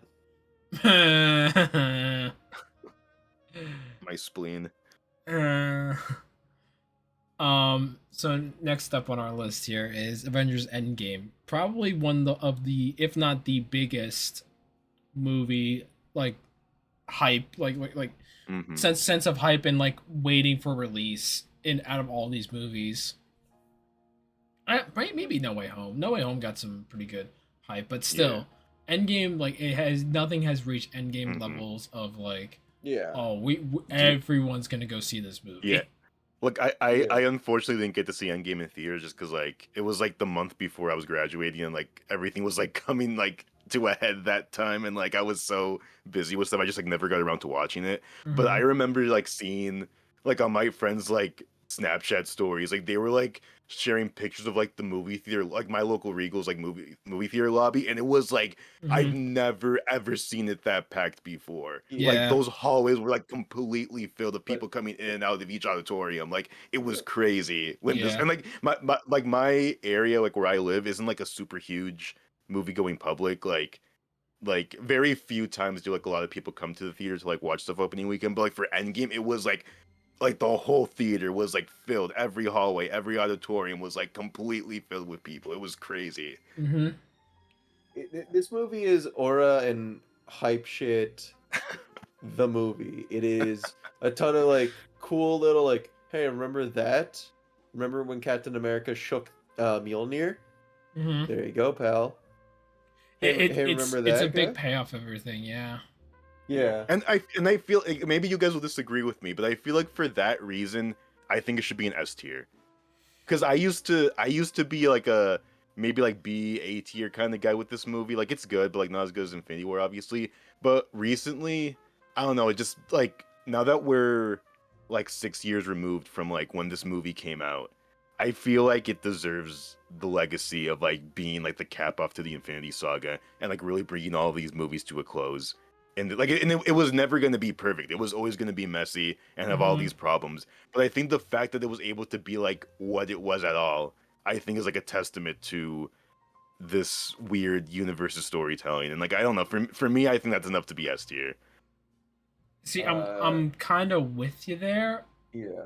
There are a few things that make it not S tier for me though. Biggest one is Smart Hulk. They do nothing. Smolk. Smolk. They do Smoke. They do nothing with the Hulk, and it's just it. Dab. Like we've started with the cringy like MCU humor now, and it's the Hulk that's doing it. It's the Hulk that started it, and also Fat Thor and Fortnite and Fortnite. the Hey, but overly hey, the overly the talking movie was Korg. Ugh. the movie was right though that people would still be playing Fortnite in 2023, so they got that right. Yeah, but it looks different. Like Korg's just running around and he's just Yeah, like because he's playing the OG mode. That's why. he's like, yeah, why is he not sliding around though, Derek? You can slide Well, because around. maybe he's just bad at the game. I don't know. The UI's different. It's Actually, you know what's even more smart that they got right? Not the Fortnite thing, but the fact that he was playing on the PS4 in 2023, because no one got a PS5. Yeah, that's fair. I Um feel like I didn't buy my PS5 in 2023. but yeah, Fat Thor, the way they treat the Guardians characters, except Nebula. Nebula gets some really good character Oh yeah. in both Infinity War and Endgame. Um Rocket is like barely around to get some actual character. They saved all Rocket's character for Guardians 3. Let's be honest here. Which Um honestly, that was for the better. that was for the better. Um but yeah, most of the Guardians are just like around. The final fight, while it's spectacular and fantastic and everything, there are beats where it's like this is clearly like a soundstage. Mm, It's like at yeah. some, not at every, I'm not like dogging I'm not trying to dog the entire movie because it's a great movie. I will concede on that. I also don't like it when movies are being pandering towards their audience. Cough cough. All women. Oh, the A4 scene, yeah. it's Don't worry, she has help. Okay. Look, I'm all for yeah. Marvel doing like a true A-Force movie. Like I'd be cool with that. But don't just like, Don't force it. I don't know. Yeah. Have it feel Don't force things natural. to happen. If you have it feel natural, it feels more genuine that you actually care about this thing, rather than be like, oh, we included in our movie. Don't worry about it, guys. Don't harp on us. We're cool and hip with the youngsters. It's like, no, you're not. Girls get it done. Girls get it done. Girls just want to have fun. I do think that the first act of the movie is really good. of Yes, Endgame. thank you. Because I remember like a couple years after the movie came out, I kept seeing people be like, "Oh, the movie actually isn't good. Like the beginning sucks. You only like the movie because of the third act." It's like, no, there's like so much emotion in Hmm. that first act. Like it's so slow, and like it has to be slow. It Like you has to be have to slow. take the time with these characters so you can have that payoff at the end of the movie. Like it's it's a really good first act. I like it a lot. Yeah, I think the emotion's definitely there. I again, but like the only issue that people have, and again myself, is that why people may not like it is how they handle Thor. Like he goes from like just Yeah. it's like everyone's like, oh yeah, Thor's back. I actually really like Thor. It's like he's a fat, depressed, like hates himself person now. And it's like, oh. And they continue, and I do like how he eventually gets his confidence back up to the point where he sees Thanos again. It's like, yeah, no, I'm gonna kill this guy again. And Yeah. I like that. I just don't like how after the movie he's with the Guardians of the Galaxy now, and he's like basically doing the same bit as Infinity War. It's like, no, after 5 years, you would think I messed up. I should have empathy for all these people that like lost 5 years of their lives. Yeah. That's what I'm really curious what the Roosters are gonna do with him in Doomsday. Especially the fact that he has like top billing for the movie. Like I'm like really curious if They're they're gonna like kill maybe him. like thinking like I know Chris Hemsworth has like said different things about like I know like in like 2015 he was like I don't know if I want to play the character still just because like I wasn't a fan of it, but then like Ragnarok came out and he was like really hyped for it again. And then I know like after Love and Thunder he was like I'm not so sure anymore. So like I don't know. I have no idea what's gonna happen to him. Like maybe he does die, maybe he doesn't. I don't know. We'll see. Also, doesn't he have like something going on with him, like medical issues that makes him like, maybe I'll probably be playing Yeah. Thor less and less nowadays, so I can just I focus on think my so. family. Yeah, there was like some interview where he mentioned something about like his health. So that might play a factor, but we'll see what happens. However, he still did two Extraction movies, but I digress. That Netflix money. Netflix money. Anyways, Far From Home, a really good epilogue of things for the Infinity Saga, and Yeah, I say B tier. I would also say B tier. I'm also fine with A tier. I think this is a great movie. I I really haven't seen it like. in a while. I I remember I really really, liked it when I saw it in theaters. I really enjoyed it, but it's been a while since I've seen it. I really like Jake Gyllenhaal as Mysterio. I like how they handle Mysterio's character in general because everyone knows that he's gonna be a bad guy. So when the trailers came out and he's like, oh, but he's supposed to be a good guy, it's like, when's it gonna happen, Marvel? When's the shoe drop? When does the shoe drop, Marvel? And then Marvel does eventually drop the shoe, but it goes on for like over an hour of him being a good guy to a point where like for half a second you're like, are they actually gonna commit to this? And then he becomes a bad guy Yep. again. It's just I, like, okay, we're back in it, and he is full on camp with it, and I love it. I'll fully admit. So when I saw this in theaters, I actually didn't know who Mysterio was. Like I'm Mhm. not like again like I'm not well versed in like superhero stuff in general. Cause that was like 2019. I just like got into these movies like very recently, so I didn't know who he was. And I was lucky. I didn't watch a single trailer for Far From Home. I just like went to the theater to go watch it. Mhm. So I didn't even know what the movie was about. So like, and then like when we're introduced to him in the first scene, I was thinking like, oh, he's probably the villain of the movie. But then he seemed like to be a good guy. So like, are they like, is this like an MCU change? Like, did like take this like villain from the comics and like make him like a good guy like in the MCU? And Mhm. like no, he's just a bad dude. It's like I was actually like caught off guard like when he like gave his whole like reveal and like his like tie to Stark Industries. Like I was like legit surprised by that. The zoom in and the grayscale as soon as it was revealed that he was the guy that made that barf is so funny to me. Yeah. Somebody get this stupid costume off me. He has so many good lines.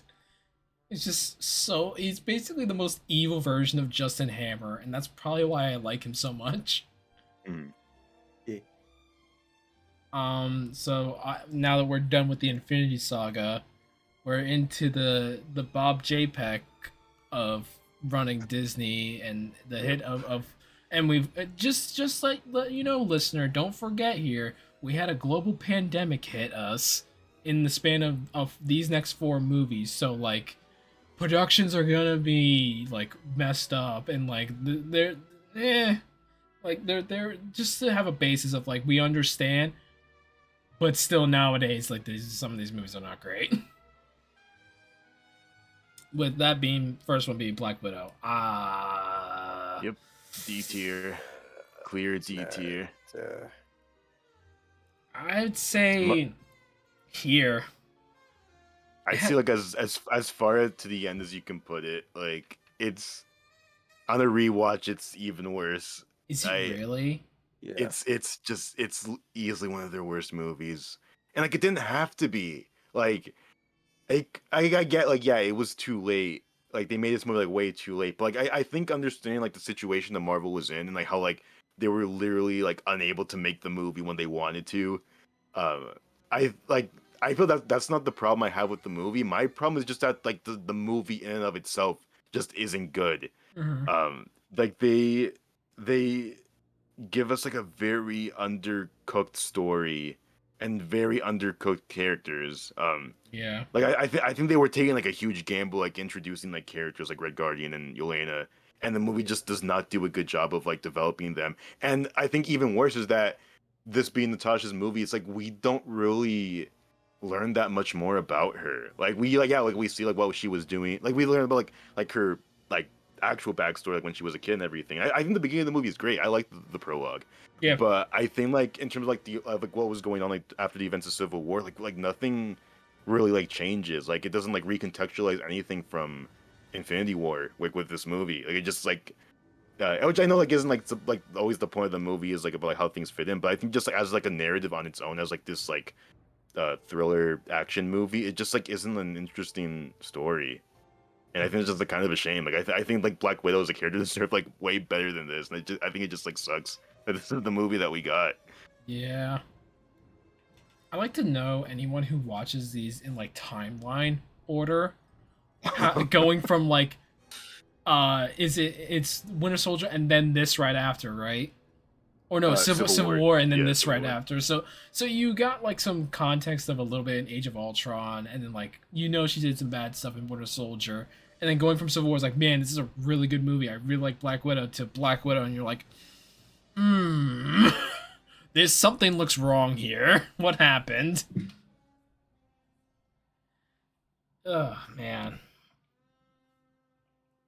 But yeah, we won't. It doesn't even matter if we talk about it. We all know the way they handle Taskmaster is terrible. Absolutely atrocious. Like it's one of the biggest backhands Marvel has ever gave to the fans of like, oh, you guys want this really interesting idea of a character and a villain that you guys love from the comics? Well, yeah, we're gonna do that, except they have no personality. It's weird to say they could have just made the personality like I'm snarky and I'm here for a paycheck. They could have done a whole thing where like he loses and then just like leaves. Yeah. Just like, oh fuck, this isn't worth it. I'm going home. Yeah, they really could have. Like the cool thing of Taskmaster is always that like he just copies and steals people's shit. So it's like, oh fuck, what if like Captain America, like all of his tech was on like Hawkeye and all that. Like yeah. he's a poser. He's not as good as the original. But the fact that he could copy everyone makes him a super jack of all trades. But and a master the real of fun of that is master of none. And he's got a silly skull face. All they really had to do was just kind of like play Black Widow super serious and him as this like snarky dick. Yeah. Like it would have been an easy layup for her to beat. Also, oh god, like just going into Thunderbolts from here, because Thunderbolts is effectively just the Black Widow like sequel. Yeah, kind of. But it's fuck, man. They really like people forget just how bad the rooted ground was. Yeah. Like shoot, man. But yeah, Shang-Chi. I just had an idea. Why not, instead of having like this guy in Shang-Chi that's supposed to send to go find him, like you know what I'm talking about, like the Living Death or whatever it's called. Mm-hmm. Instead of having him go after him, why not just have and he can like just show up randomly throughout movies as like this mercenary.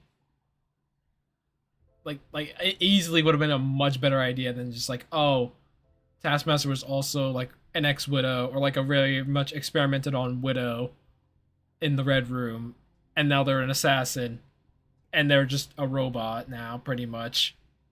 And It's like, maybe like he could have worked like have him appear in each movie in the saga, and like have him work for Val, and then you get up yeah, to Thunderbolts, and then he still ends up dying in that movie. So it's like in like oh, is it leading up to something like no? It just turns out they were just like this fraud who just like stole everyone's like moves, yeah, and like I think that would at least be like a little bit more interesting. I think something like that, but I don't know. yeah, that would have been a bit more interesting. But anyway, Shang-Chi. Upon this movie's release, I really liked it. It has gone down for me. Same. I think it's good, but I think it's like here. Yeah, no, I used to like this used to be like an Yeah. S tier movie for me. Like the first time I watched it, like this is amazing, and then I watched it too many times, and now I'm sick of it. Like the action choreograph stuff, Mm-hmm. fantastic. Yeah. Oh Mhm. yeah. I like I like the main guy. I think that he's a fun little guy. I think his sidekick is bad. Oh, Aquafina. I, Yeah.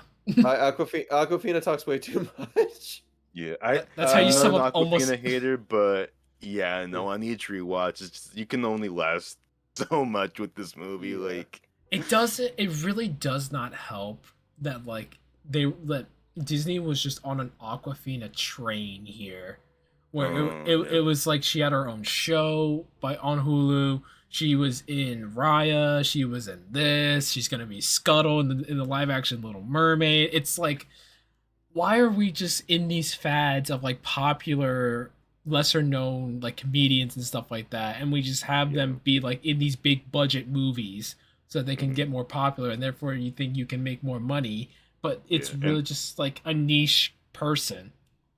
yeah, and I mean, at least she's not, at least she's not James Corden. At That's least she's not true. an awful person. That is true. So That is true. Yeah, I will say I don't care. yeah, I try not to hate on people trying to like just do their own thing and be a comedic actor. Like good on you. You at least like got a paycheck and was able to take money from the corporation. I'm all for that. I don't mhm, care. I just don't like her performance in the movie. I don't. I yeah, think she's annoying. And that's I feel like that's a fair take. yeah. We'll get ready to see her again in Avengers Doomsday. There's no shot. She'll be in like for five No, she seconds. is. She is in the movie. Is I don't know she how. I mean, yeah, actually? she might only be for like a few Yeah. seconds or whatever, but To she is in the movie. to speak more positively, I think the sister, the like secret underground crime lord sister was cool. Oh I yeah, think the whole like fight with Yeah. the dad was cool, and then it's like, oh, I learned far too late the error of my way, son. Oh, yeah. No, Tony Leung is really great. I yeah. gotta Oh watch yeah, more of yeah. his movies. Uh, I think that like you were talking about this earlier, that like the soccer rival like bad guy getting killed by like the soul sucker spirits is like, oh, okay. I think in Mm-mm. theaters I laughed at that. I thought it was funny, but it was like, what the wait? Well, hold up, why? I also I wish Marvel would have committed more with it, especially with She-Hulk. By the way, I wish they would have committed to more D tier or C tier Hmm. villains that like, and not just like create your own thing or just have like the a big bad guy that like everyone or like a lot of people know about. It's like, no, have lesser known villains like be around, and then you can still have your big bad like your Mandarin or your Gore the God Butcher or Kang and like stuff like that. But still, like it's not a bad idea to like bring in like Schumer Gorath for Multiverse of Madness. Um, Yeah. what's who's a good space villain for Marvels? I'm sure there's a billion out there. I've said this before. Instead of Galactus for Fantastic Four, you could have done some like Fing Fang Foom and Mole Man and something like that with them. Like have like a crazy like not really known villain be the main bad guy and have like a major threat still. And it's just I like, no, we're gonna do the obvious choices. It's just like, okay. it's a matter of like they want to go with the tried and true, the classics and stuff, because I mean they they they they tried. in one of the movies to bring out a more recent guy. And Mm. I mean, like, I think the character in the comic is cool. I think they didn't. Okay, in the movie, he was probably the only good. But okay, to We'll remove what get I to was doing, him. we'll get to it. We'll get to We'll it. get to I'm him. Yeah, I sorry. know who you're Yeah, talking about. Yeah, yeah, Eternals. B. Eternals. B. I say B. I don't like this movie.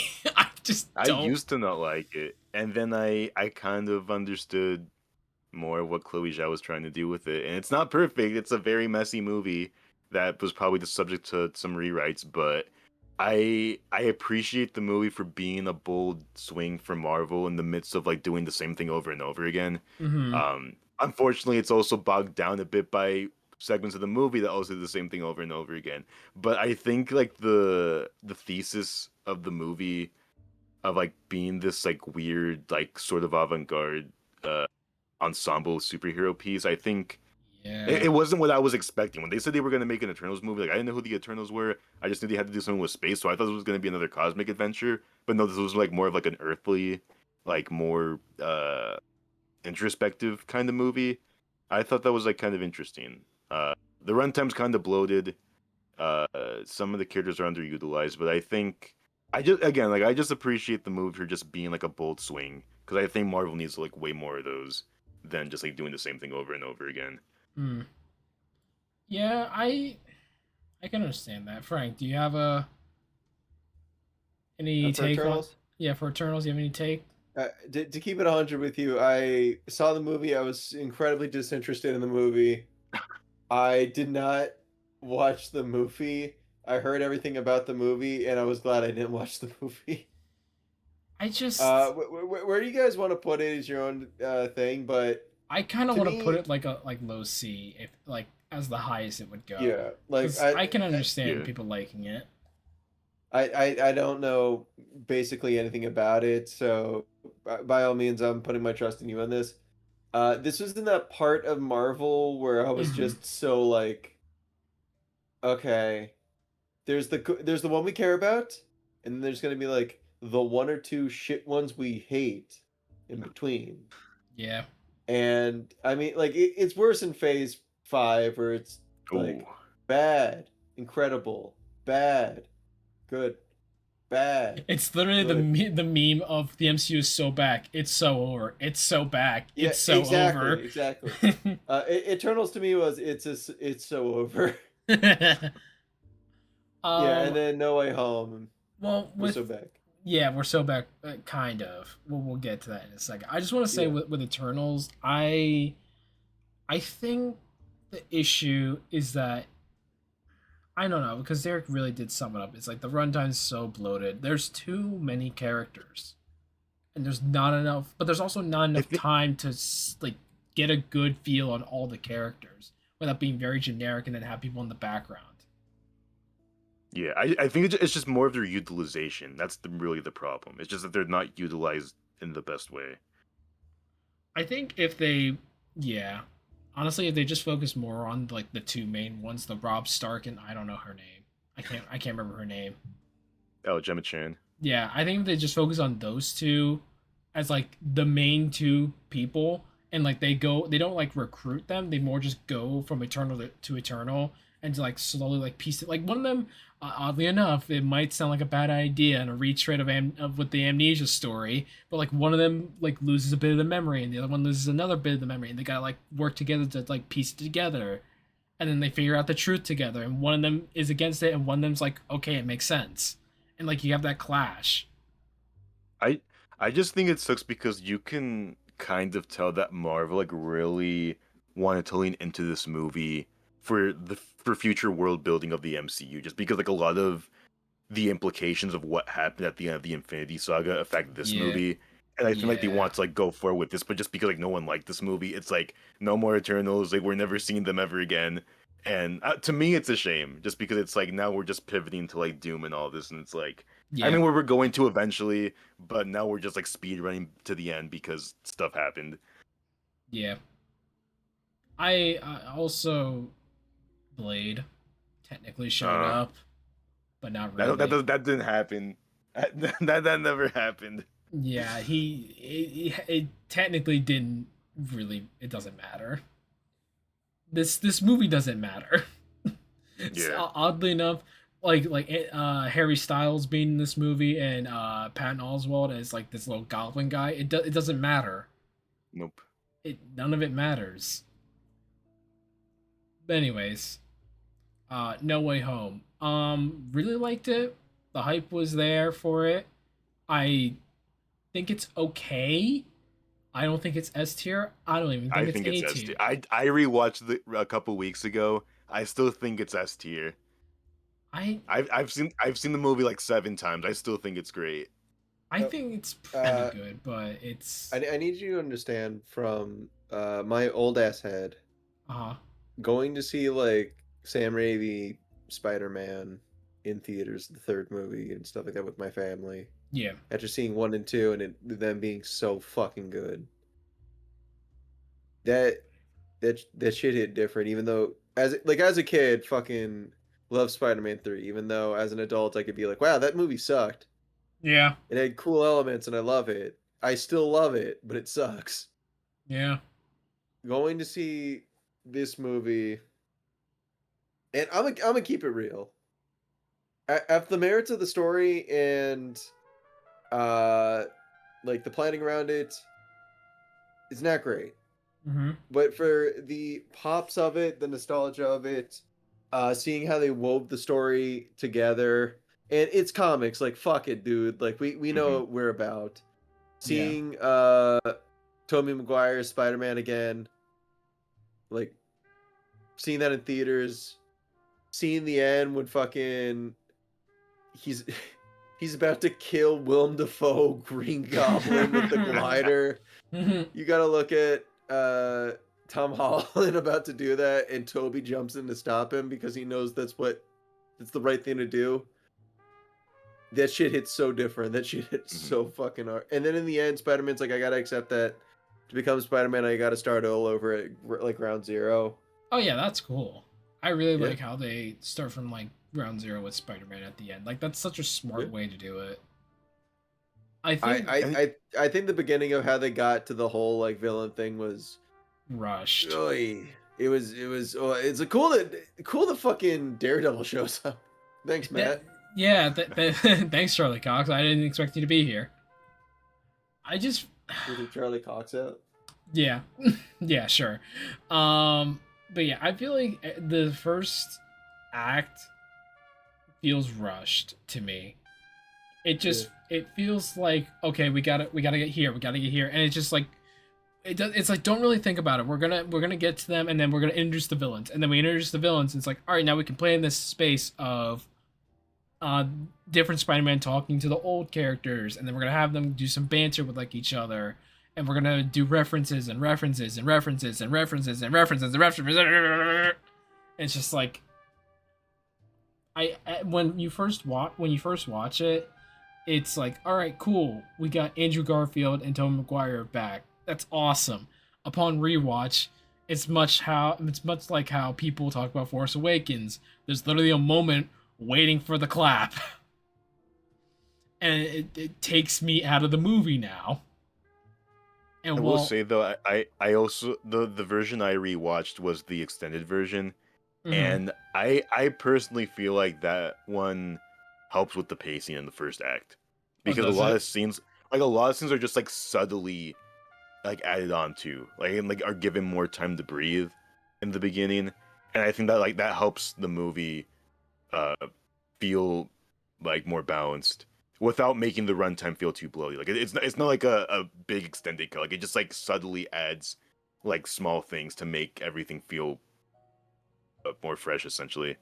And I think it's the better version. I used to not be like a fan of the extended version. Now I prefer the extended version over the theatrical. Now see, I have never seen the extended version, so maybe I like that. That might make me appreciate this movie more. I really think the first act is what falls short the most with this. But yeah, if that like changes it and like changes my perspective, then yeah, I can agree with this being low S or high A tier, whichever one. But I'll concede and say and put this in S. I don't know if there's a specific spot you guys want me. But I guess we'll rearrange all these once we're done, right? Yeah. I'm good with it being like in the back right now. Yeah. Multiverse of Madness. A tier. Easy A. Okay. Huge improvement over the first movie. It's an actual movie now. Between the two Doctor Strange movies, yes. I'm a big Sam Raimi guy, as is evident. Yeah. I'm not gonna act like all the visual effects fucking hit. Of course. As much of the Marvel fatigue and the mistreatment of their visual effects teams kind of came to the surface, but fuck, man, like the scene where he resurrects the dead body and all the fucking demon hands, oh, that's cool. Yeah, as wings. That is like the coolest fucking so shit. metal. Yeah, dude. Like I don't even play Strange in like Rivals, but I'm like, I want that Strange skin. See, I play Strange in Rivals, and I'm like, okay, there's so much happening. I like him in Rivals. It's just that I'm a Magneto boy. Like, and it's just like, Meta okay, I could play bitch. Wall or I could play Wall. Yeah, well, I like this Wall better. Oh, that's fair. I think fucking like Bruce Campbell showing up for a cameo was really fun. Pizza Papa. Yeah, it's a shame that he didn't do it in No Way Home. Yeah. But I guess Raimi didn't direct the movie, so I guess that's different director, all that. I think what's it? Shoot, you just said his name, the green alien man with the big eye. Shumagorath. Shumagorath, yeah. My buddy Paco was so hyped for that guy because he plays him in Marvel vs. Capcom. I think that was really cool little bring out. Well, that guy in Multiverse of Madness is Gargantos. Oh yeah. Yeah, that it's a different. Yeah, there's two. It's weird enough. There's two one-eyed with a bunch of tentacle characters in Marvel. Excuse me, before I am crucified. In the comments by one guy. My bad. Actually,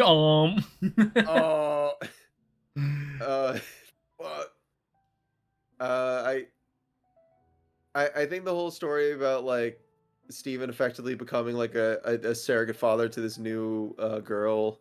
Oh, American Chavez, yeah. American Chavez. That, like, okay, that's there, I guess. I guess they needed a reason, more of a reason to make Wanda a worse bad guy. I thought the Illuminati of a different universe was cool, even though they got rush killed. Yeah. It's a movie I can't put an S tier. Personally, I would put it like in B, but I'm fine with it being an A because at least it's a fun movie. See, I was gonna put it in like C, but like I'm fine with putting it in B. So I'll compromise with B. Okay, so we put it above the other Doctor Strange. Yeah, that's what I was thinking. I was like thinking like here or here. Yeah, I'm good with it there. Right here, it's not it. In some ways, it's a downgrade, but in a lot of ways, it's a fun movie. I would go back and watch it. Better villain with Wanda. I'll give you that. Better villain. Better pizza. Papa John's. We're doing it better. Okay, so better pizza. Pizza Papa. Better pizza. Pizza Towers. Better boy. But the point I was talking about earlier of they used a more recent character for stuff. That's Gore the God Butcher. Yeah. Thor: Love and Thunder, and I want to say Christian Bale really killed it in that role. I think he did a fantastic job. How exciting! Just the movie was not good. Yeah. Yeah. I think how I am with Love and Thunder. It's like I approach this movie the same way I approach the Minecraft movie, where like I'm not going into this too serious. Like this is a comedy through and through. But the problem is that with Love and Thunder is that it wants to hit. Like unlike Minecraft where it's just a joke from start to finish. Like Love and Thunder like wants to hit emotional beats, but it doesn't really come through, and that's really the problem I have with it. Like I don't mind a goofier Thor movie. Like I don't care. Like I care less what you do with it. But like the moment you try to like be more like uh I don't know what's the word, like pathos, Serious. like I guess not really serious, but just like when you want your audience to take the movie more seriously despite your tonal shifts with like how comedic you're being. Mm-hmm. Which is weird from Waititi because he just won an Oscar after before this for Jojo Rabbit, and that's a dramatic film that I Yeah. think does balances comedy well. So it's like I don't know. I that's like really the issue I have with Love and Thunder. I Yep. don't think like I would rather, like, you might call me crazy, but I would rather watch Love and Thunder over the other, like, the first two Thor movies, just because at least it's Oh, like I something. wouldn't. Oh, I But wouldn't. that's not really saying much, just because I think the first two Thors are like really boring. Yeah, But like Love they're and both Thunder, very boring. Love and Thunder is just like a smidge more like, okay, like it's like Yeah. the Guardians are here, I like them. Some of the like the visuals aren't great, but like it's a colorful movie. I take that over like the gray look of like everything in Dark World. Um, Yeah. and even though yes, it kind of feels like an SNL skit. Like it's nice to have Natalie Portman back. I don't know. Not it. I I just don't think it's like the worst. Like it's not the worst yeah. MCU movie. We are almost there, like what the actual worst MCU movie is. But I get why people don't like it. I I did like that they returned her. I like that they brought in Lady Thor. I thought that was a fun little thing. Mm-hmm. I heard somewhere that Taika Waititi purposely made the movie bad because he hated what Marvel had did to Thor with I the believe Avengers it. movie, which, like, you know, some people like say like, oh, it's debunked. If it is that he purposely made a shit movie, kind of respect that. I do love a lot of Taika Waititi's work. This movie, oh god, the screaming goats meme, the Mm. very bad kid CGI. Like, I wouldn't put this in F because at least it, like, there's some parts of it that I think are salvageable. I think the Lady Thor part, the ending where Thor learns to let go and like takes in Gore's kid, and like, you know, the whole movie is like Thor's gonna wish for his girl to not die of cancer, and then he wishes for Gore's kid back because ultimately it's like, oh well, you know, he was wronged in a lot of this. Uh, I don't know. They try to make Thor like more mature, but he's also still goofy. And then they bring in like the God Council, then they immediately get out of the God Council. It's not good. It's not a good movie. I'm not gonna. There's no like pretending that it is. I don't think it's F tier. I want to. I think it's better than at least Thor: The Dark World, Yeah, because we like not at by least it's much, colorful. but At least it's fun. yeah. It's it's got cool parts, but it's still a shit show. I want to burn this movie to the ground. It does also take away a lot from the previous Thor Yeah, movie. but here's the Ragnarok thing. gets cut at the ankles because of Love and Thunder. The thing with me with that is that I just feel like the foundation of Thor was never strong to begin with in the MCU. Like, it's nothing against Chris Hemsworth or the character from the comics. I just feel like the adaptation of it in the MCU was never that strong. So Mm. like that's why like Love and Thunder just like doesn't bother me that much. Like if it was like Captain America or like Iron Man, like a huge departure sequel, then I would kind of get that, because like I think like those characters have like really strong entries in the MCU. But Thor like never had like a like huge top tier movie for me. So Mm. like Love and Thunder doesn't really bother me that much, honestly. So, for me in Love and Thunder, I I watched the first two Thor movies. The second one's not great. We all know this. The second one's not great. It's never gonna be great. No matter how many of you two people want to say Thor: The Dark World's actually really good. It's not. The first Thor movie's fine. It's not the worst thing that Marvel's ever made, as you can see evidently on the list here. I really liked Ragnarok. Less so nowadays, but I really liked it when it first came out because it made Thor a charismatic character that was able to vibe with many people other than, oh, I like this Natalie Portman looking character. I am basically hating Christensen in MCU. It's more, he's more than that in that movie, and he's able to be playful with Thor. He's able to be playful with Valkyrie, with Loki. He's able to be his own person. And then when they get to Love and Thunder, he just acts like a full-on doofus. He's just a man-child. he's like, oh, but I'm jealous that this strong woman has my hammer that I had first. It's like, brother, just let go of it. And like, I get that's the point of his character. It's just like, there's so many jokes, but from the screaming goats to the Guardians full on hating him, to Korg not shutting the fuck up, to Russell Crowe just full on like making Thor naked so that everyone can be like, oh, look, it's Thor's butt, laugh. And then all the kids being like, oh, we're gonna beat you, Gore. And it's just like, no, you're not. No. And then Thor shows up, it's like, don't worry, kids, we're gonna beat Gore.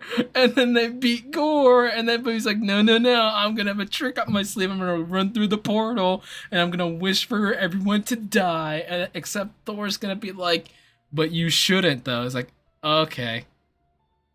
And it's just like, I know there's a lot of, and the thing is that there's so much in that movie that's good. All of Gore's scenes are good. All of the Natalie Portman cancer stuff is good.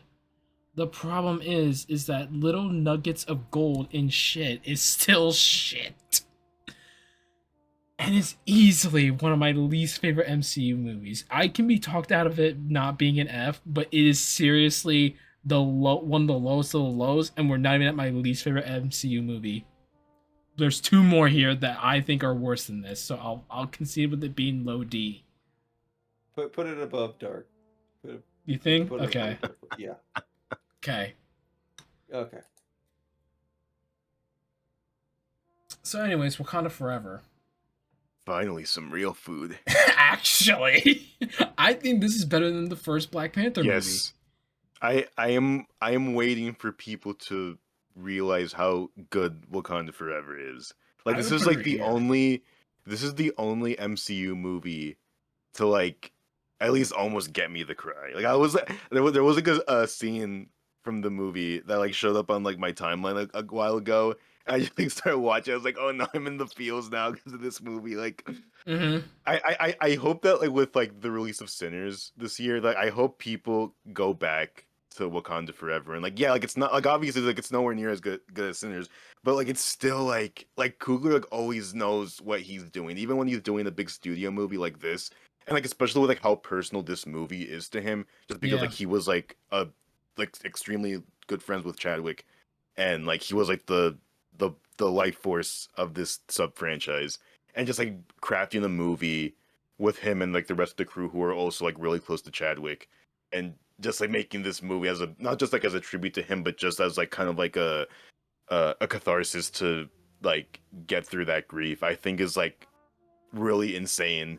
Like it shouldn't work, but somehow it makes like one of the most empathetic MCU movies ever made, and I think it's one of their all-time best. I really love this movie. Full disclosure, I've never seen this movie. It's good. So it's really I'm good. in the demographic you're talking about, where it's like you should go back and watch it. Namor's in this movie, Frank. You should go watch it. So I have no interest in watching this movie. I'm sorry, Derek. Hold on, Derek. I have bad news for you, Derek. Also, this movie introduced me to Pink Panthers because she was on the soundtrack, and I will be forever grateful for the movie for that. Ah, that's fair. I think this movie's really good. I think it's better than the first Black Panther movie. I think even though Killmonger's a better villain than Namor's still really good. Yes. He is still like a very menacing character. And it's not like they're doing comic accurate Namor where it's like, ooh, hello, like female, I think you are attractive, awooga. It's like, no. He's like a very much more tactical person, and like a very much like cares about his people, and very much a ruler of his people. Like he cares about his people more than anything in the world, and he will fight anyone that tries to threaten his kingdom. Mm-hmm. And it's such a simple core of a character, but they expand on that and how he tries to kind of convince Shuri. I said Suri. He tries to convince Shuri to like join him. Like together we can rule the world. We are the two most powerful nations in the entire world. Together, we can like do what we want. And Shuri's like, yeah, but like we'll go mad with power, pretty much. Mm-hmm. And then when she gets a taste of power by becoming the new Black Panther, she at first goes into her rage, and I very much like how she definitely she's definitely different from T'Challa. Mm-hmm. Like she was never meant to be Black Panther, but she is now, despite the fact that I don't like the actress and her point of views on politics, but that's hearsay. But the fact that she is and her character is Black Panther because she needs to be. Someone needs to don the mask of Black Panther and be the defender of Wakanda, and therefore also the defender of the world. The fact that she is taking up the mantle, even though she has these missteps, shows that she is a good character and can very much be the story and the world building around this subgenre is still like rich with nuance is what I guess I'm trying to say.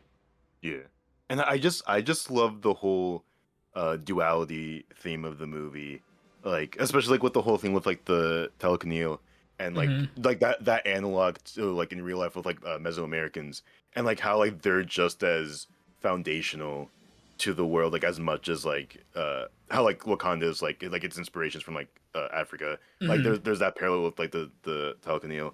And I just like I love how the whole movie, like not just like narratively, but also like from the production design to the soundtrack and like everything is like about that duality of like both cultures. I think that's so cool. I really hope we see more. I mean, I guess we're gonna see more of him like now that some of the cast members are coming back for Doomsday. But I think like that's such an interesting like aspect to introduce into the MCU. And I feel like this movie to me is like the perfect example of like, just because you're in the MCU and like you're a superhero movie, like doesn't mean like you have to set the bar so low. Like, there's like so much you can do, like within like the confines of like what Disney and Marvel want. Like, there's like so much that you can do with this sandbox, and I think like Wakanda Forever is like one of the most perfect examples of showing like how much you can play with and like what kind of stories you can tell in this universe. Mm-hmm. I'm sorry, but every time I'm hearing you guys go Doomsday, I just think on Doomsday, ever since the womb till I'm back with my brother went. Come on, Tumble say, hey, brother, but my go man, Dubale. Other unmarked are engraved. Hey, who's to say? That's definitely going to be in the first trailer. If there is not a single MF Doom in fucking Doomsday, they know they have movie. To. They got to. Garbage movie. Dr. Doom, Mr. Fantastic. They gotta do Rap Snitch Kanish at one point. But now but before we had Dr. Doom, we were initially gonna get the Kang Dynasty with the ending of Phase 6. And this movie, Quantumania, was supposed to like kind of kickstart that a bit more. Jesus Christ. Nope. Clear F tier. We're their worst movie. Where it belongs. Yeah. It's bad. It's so bad. Like already with an Ant-Man movie, it's just like, all right, we're kind of going through some quantum antics here. And it's just like, all right, cool. We got a new environment with Ant-Man. And the trailer has so much promise before we had like everything come out about Jonathan Majors, of course. Like we and this was like when like Loki season 1 was wrapping up, and like everyone was like, okay, we're getting Kang now. Like we got the hype of this character like pretty high right now, and it's just bad. Yeah. No, I remember in October of 22, we got the first trailer for the movie, and I still remember like my first thought after watching the trailer was like, this is gonna be the first MCU movie that underperforms. Like maybe it won't bomb, but this is gonna be the first one that like doesn't make that much money, because like now and like the movie, like after watching the movie itself, it confirmed to myself that like this movie is the official point where Marvel thinks that they can just like make whatever they like the most bare minimum movie, and they think that fans will show up and still watch it anyway. But like this movie proved that like that's not gonna work. Like you can't just like give like a first draft script, go ahead and shoot, and then like okay, like half the VFX aren't done, but like people are gonna go watch it. Like no, like people, like audiences are pretty dumb, all things considered. But like I think there's like a level, and I think this movie crossed the line where it's like audiences are not gonna show up if you just like give them something that isn't worth going to the theater for. He lost to ants. Kang the Conqueror, the guy who killed Thor in an alternate universe, lost to ants. Make it make sense. I also lost to ants in my backyard when I was like 6 years old. Did you also kill Thor? Yes. I have Mjolnir right here as a souvenir. He's sitting on it. He's sitting on the handle. Oh, so that's what that was. Okay. But yeah, bad movie. Easily one of the worst Bill Murray performances ever. He probably showed up to set that same day, didn't look at any of his lines. He just sat there, and yeah, that was it. It's so bad. Like, there are not many things I will say with the MCU, like, full-on skip. This is probably one of them. Just skip it. Skip this, skip, what else should you probably skip? What If? I would say you should skip What If. You can skip, well, a lot of the shows you can skip. No, you can skip all the shows, though. None of the shows are necessary. And they know that. well, Loki. Yeah. Nah. They're gonna just, like, recap that in Doomsday. We already, if at all. I don't even know if they're even gonna acknowledge it, but we'll see. Tom Hiddleston's in the credits for Doomsday. I don't think he was. I don't think he was confirmed. Oh. Oh no, he was. Yeah, Tom Hiddleston was confirmed. So I mean, well, yeah, they're probably just gonna recap. I feel like. Watch, it's just gonna be the first 10 minutes. Doctor Doom's gonna show up, and just like. Without spoiling Disney Plus. Yeah, he's gonna turn on Disney Plus and just delete Disney Plus and therefore delete all the shows. But yeah, now let's get to some really good stuff here in the latter half of the put it in ST. Put it in ST. Don't even joke. Yeah, put it right there. Right there. Put it up there. We'll put it like right here. It's right there. It's right there. It's right there. It's right there. Show it. I think my favorite thing about Guardians Volume 3, I think it just might be the fact that the movie just feels very angry. But like it's like it's an angry you understand. Like I don't know if it actually was because like James Gunn was like annoyed with Disney for like firing him. Oh, probably. And like, oh, never mind, you're back. But like there's like this angst that you like feel throughout the whole movie. With like Rocket's backstory, yeah, with like the High Evolutionary, like every like aspect of the movie, there's like I feel like that's like the main, like not the main thing, but like one of the main ideas of the movie is just like that feeling of like anger and like angst and like no sleep till Brooklyn and all of that. Yeah. I don't know. I think it's a really interesting way to cap off the trilogy, and a really nice, just in general, a nice way to cap it off. Just because I think they give a good ending to everyone, and like it's done in a very satisfying way. Yeah. Oddly enough, it was. I love how they feel like a family. Yeah. Like yeah. I really love the part where on the Grand Evolutionists planet of like weirdos and.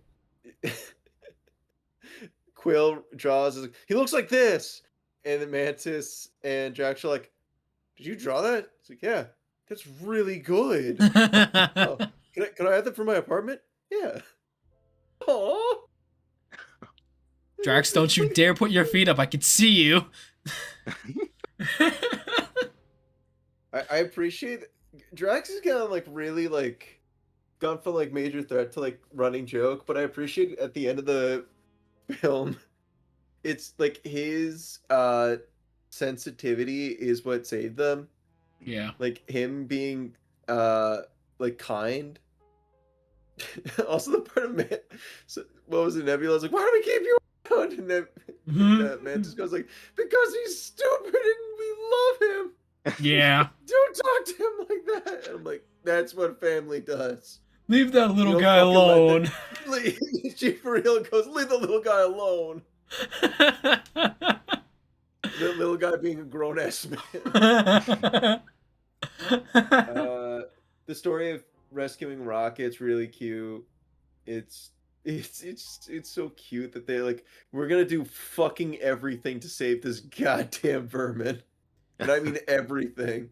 Dude, the scene of him being in heaven it always makes me cry. Always. Yeah. It never fails because it's a great vocal performance by Bradley Cooper, followed by one of the best acting performances I've seen of Chris Pratt in a while. Dude, Chris Pratt full screaming no over Dead Rocket. It's not a joke. He for real, like, there was actual pain in that. Yeah, I remember when the trailer dropped and like we see that scene like around the end of the trailer, everyone was like freaking out, like what happened? Why is he screaming? Why is Gamora? Gamora's there and she's like, "What do you care?" And he's like, "Shut up! You're not her, and you'll never be her, because she would be sad." And he's like, "Get her, Quill. Get her ass, Quill." I don't know if it's just recency bias, but I just thinking about it now, I think Awesome Mix Volume 3 might be my favorite, just because like it's like the variation, like from 70s all the way to the 2000s, and it's like all different artists like Earth, Wind and Fire, Space Hog, Radiohead, Heart, X, Beastie Boys. Like there's so much like it's the longest soundtrack. It has like 14 tracks, and like it's just like such a variety of music. Like it's so crazy. But again like thematically, like how each song like fits into place. There's some tracks I wish we heard more of, like San Francisco by the Mowgli's plays when Gamora's like driving the ship in that one, but you only hear it for like a second. Yeah, that's a good song. I wish it played more. Yeah. But yeah. Also, very much a welcomed addition to the MCU with Will Poulter as Adam Warlock. Yes. Oh yeah. So funny. Who threw this thing at me? Baby. One step of this weird thing gets it. Don't be rash. Don't be rash. Yeah, they didn't say he was going to be in too. Like, they didn't say him that he was going to be in Doomsday, but I'm really hoping we see Will Poulter again, because he's great. Yeah. Oh my god, I really hope we do see the Guardians again. I mean, we're most likely going to see like Chris Pratt because he's on Earth, and there was the concept art of him being with White Vision for Doomsday, but we don't know if that's going to actually happen. No, I think that was Secret Wars, not Doomsday. Oh, was it Secret Wars? Okay. Yeah. Yeah, because I don't think like none of the Guardians are going to show up in Doomsday. It's already like bloated enough of the movie, but Secret Wars maybe. I mean, that's going to be everybody. Friggin' Jack Sparrow's going to show up in that movie probably. You'll be gonna get Jon Snow showing up again, just like he was in Eternals, where he's like has the full night outfit. But he'll actually be Jon Snow. Like, he won't be his character from Eternals. Yeah, he'll show up and like, "It's not my queen." I'm sorry, I forgot the part. Rocket, they say Rocket, and he comes back to life, and it's so emotional. And then Nebula's like, "Where are you? I'm on the ship." And he's like, "You're on the ship." He's like, "Yeah, to rescue you. Yeah, I'm home."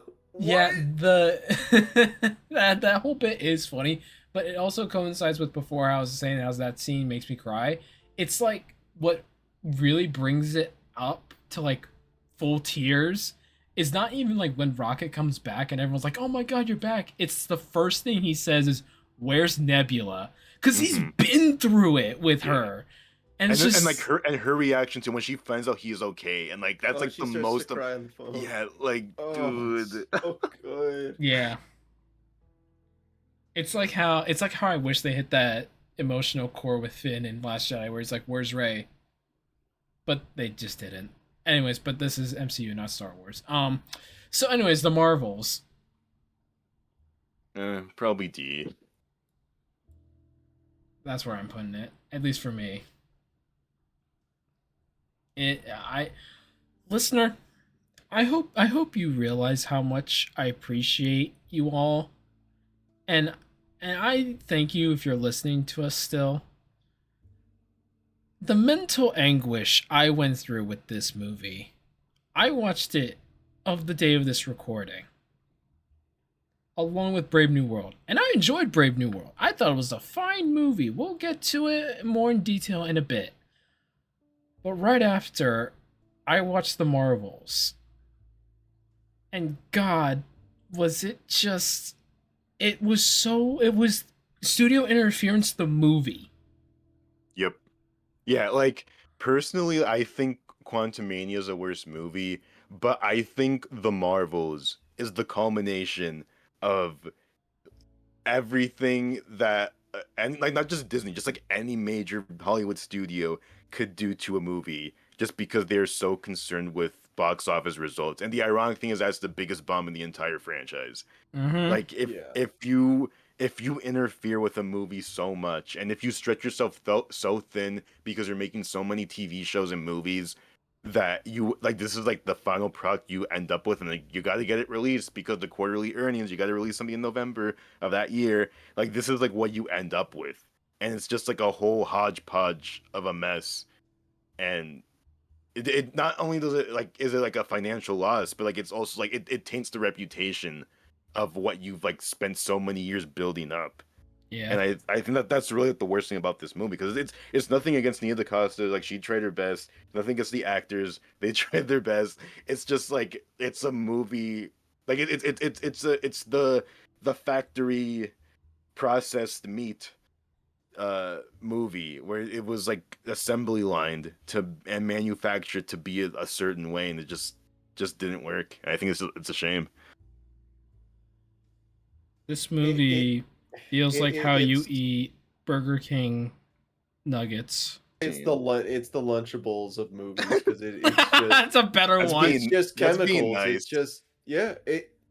It's like it's supposed to be food, but it's not. And I feel really bad for the three leads in this movie Hmm. because they're just gonna be Yeah. like stapled with that, and all the shitty ass guys are gonna be like, see, no one want women movie bad. It's like, Yeah. no man, it's just It's like bad just movie yeah. bad. Yeah, Like it's just a bad movie. it's a shame, It took but Samuel like Jackson. Samuel Jackson, a well liked and well like an actor. He's an actor. Everyone loves him in all his roles. Almost every single line of dialogue in that movie with him is so cringy and bad. There's a scene, Frank. There's a scene yeah. where they are in an escape pod and it for some reason it goes haywire. I forget why, but it's like going haywire and Nick Fury's piloting it and he's with the Kamala Khan's family and her brother starts like doing a prayer and he just goes, "You praying? Well, don't stop. We need all the help we can get." It's like it's like okay. It's like okay. This is Nick Fury, by the way, guys. This is I sent a whole paragraph before we started recording about this because I was watching this in real time when I was sending it, and I said this is the same guy that was talking down and basically yelling at Captain America for getting mad at him for putting Natasha on a covert mission while on Captain America's mission to steal files for him while and endangering hostages. This is the same guy of, well, that happened. It's like, what are we doing? What are we doing here? How did we get here? How did this happen? What's smarter than this? Also, I just remembered with Multiverse of Madness real quick. I have a question for mainly Derek. How come no one's glitching when they leave their universe? Uh, they forgot. I forgot. Only spider people glitch. Only spider people glitch because of the spider sense. Yeah. But See, then because wait, there were no spider people on the Illuminati. That's why. yeah, but then why didn't Toby and Andrew Garfield glitch? Because they forgot. They just said nah. They were brought through with magic, not science. That's why. Yeah. There you go. Anyone who travels Yeah, through actually, dimensions yeah. with Yeah, 'cause magic. Yeah, because the super collider and the like the wristwatch thing, that's science. But Doctor Strange magic, that's a different beast. Unexplored, more refined magic. Yeah. Anyways, Deadpool and Wolverine. I'd say A tier. I agree. I'd say I feel like Fun. I I'd say think like a lot of here. people rag on it, but I think it's solid. As someone who like unfortunately bared through all the X-Men movies, Oh, including you Dark poor Phoenix, soul. You poor like soul. I value like the whole franchise. And like an analog I always make with Deadpool and Wolverine is like if I don't know, this might be like out there for some of our viewers, but like the way I think of it is like if Spider-Man No Way Home is Sonic Mega Collection Plus, then Deadpool and Wolverine is Sonic's Ultimate Genesis Collection, where it's like all the weird stuff. Like it's like because like both movies are like a celebration of Marvel, but like Deadpool and Wolverine's like all the weird stuff from Marvel. Like it's not like all like it's like No Way Home's like all like previous Spider-Man villains, but like no, Deadpool and Wolverine's like Elektra and Gambit and Blade, and it's like all like the Yeah. weird stuff. It And get it gets A tier just for Channing Tatum Gambit. yeah, and like Oh, long I've I been I waiting for this. I like the message of the movie about like just because there's like a franchise that like didn't do good and like nobody cares about doesn't mean there's like no value in it at all, because like everyone Yeah. like ragged on the Fox X-Men, and like especially like when the MCU was like really starting to like find their footing, people just like dismissed the X-Men movies like, oh, these are like not worth watching, like these movies suck. But like I don't know, like I think there were people, and like especially like a lot of the actors who worked in these movies who like really cared about like what they were doing, like even though the stories like weren't great for all the movies. I think especially Kevin Feige, I think like why he was so on board for doing this movie is because X-Men 1 was the first movie that he produced with Marvel. So like it Hmm. holds like a special place for him too. And I just like how the movie just like has like that message of just like we shouldn't just like discard the past just because like, oh, like it didn't do well. Like I feel that like you can find things to like value and appreciate even like in smaller franchise and like smaller things that like don't get as much attention. I thought that was cool. It's a good level letter to them. Yeah. And honestly, if we never see Deadpool or Wolverine again, perfectly fine with it. Yeah, I don't If think anything, recast them and have them be different actors. Give someone else a shot at those two characters. yeah. Like they're definitely following up on Fox stuff because I mean this made $1 billion. I think that's the real reason why the X-Men are in Doomsday is because this one made $1 billion. Like they want to follow up, but I Yeah. think I think Ryan Reynolds wants to do his own thing. So like I don't know if you saw, like there was this one interview that he did a while ago where like they asked him like if he was going to be in Avengers, and he said no, and the reason why is because he he views the relationship between Deadpool and the Avengers as like kind of like the typical like cartoon trope of like the Avengers like the thing that like the ultimate thing that he wants. So like if he's in the Avengers, that means that he wins, like he got his wish. Yeah. But like the whole point of like his Deadpool is that like that's like the one thing he can never attain is like the it's the Krabby Patty formula he can never get is the Avengers. So Yeah. like he doesn't want to be in those movies because like it just like defeats the purpose of like his character in these movies. Um, and I think that's a good way of putting it, like at least for like for his adaptation of it. So I doubt we're gonna see him in these movies. So you're 90. It's yeah. Also I think the issue that a lot of people have is the same thing that people had with Endgame, where it's just so many references. But like the thing is with Deadpool and Wolverine, it makes sense, right? Yeah, no, I like for this movie, like I accept it because I Yeah. feel like that's what this movie is supposed to be. Like, like technically, this is the first X-Men movie since Dark Phoenix in 2019. So like, it's Yeah. been a good couple years, and like when it comes to, like the OG stuff, like that was like even like longer than that, like before that. So like, I feel like it deserves to be the way that it is, and it doesn't feel like half-hearted. Like it feels like it genuinely has like a reverence for the X-Men movies. Yeah. All right. What was everyone's favorite reference in that movie besides Gambit? Fuck. I was a fan of Blade going, there's never gonna be another Blade. And then And Deadpool looks at the camera. Deadpool looks at camera, which either is they're never making a new Blade movie, thereby he's correct, or they're making a new Blade movie, thereby he's wrong. It's the perfect joke because it can just Mhm. work Yeah. either way. It's so funny. It is the joke 22. It works both ways. Yeah. Uh, I like seeing Azazel again. That was cool. Yeah, that was cool to see all like Azazel, Juggernaut, Psylocke, all that. Yeah. Oh, They got fucking creamed though. I think the villain choice was cool. yeah. That's another more kind of recent character. Well, she hasn't like I say more recent and then like More look it recent than up and like it's like your more recent than Thanos like or your Doctor. Galactus and Yeah, Galactus stuff. yeah. And I'm gonna look it up and it's like this character first debuted in comics in 2012 and it's like oh, oops. But like when you But look at the MCU, you got characters like Ultron, Thanos, Galactus. It's like these people have been around since the '80s, but now we're having yeah, like the 2010 villains like Gore the God Butcher and Cassandra Nova. It's like yeah, yeah. But yeah. yeah. Yeah, I still to a point. Don't be too like pretentious comic book nerd because then like and I'm not saying it's directed to UK. And I'm just saying in like general with No, yeah. people like everyone's different levels of fandom and stuff. And when you start to be like, I'm a bigger fan, it's like, well, fuck you, dude. I don't want to talk to you about this anymore. My favorite reference, if we're not including Gambit, and I don't want to like retread on you guys. I really like Chris Evans as Human Torch. Oh yeah. That's No, that so. was funny. Yeah. The reveal is so funny because like he's gonna say it. Avengers flame on what? The what is what makes it so funny. He's like, huh? And then just immediately he's like, I don't know what he's talking about. Pulls all his skin off.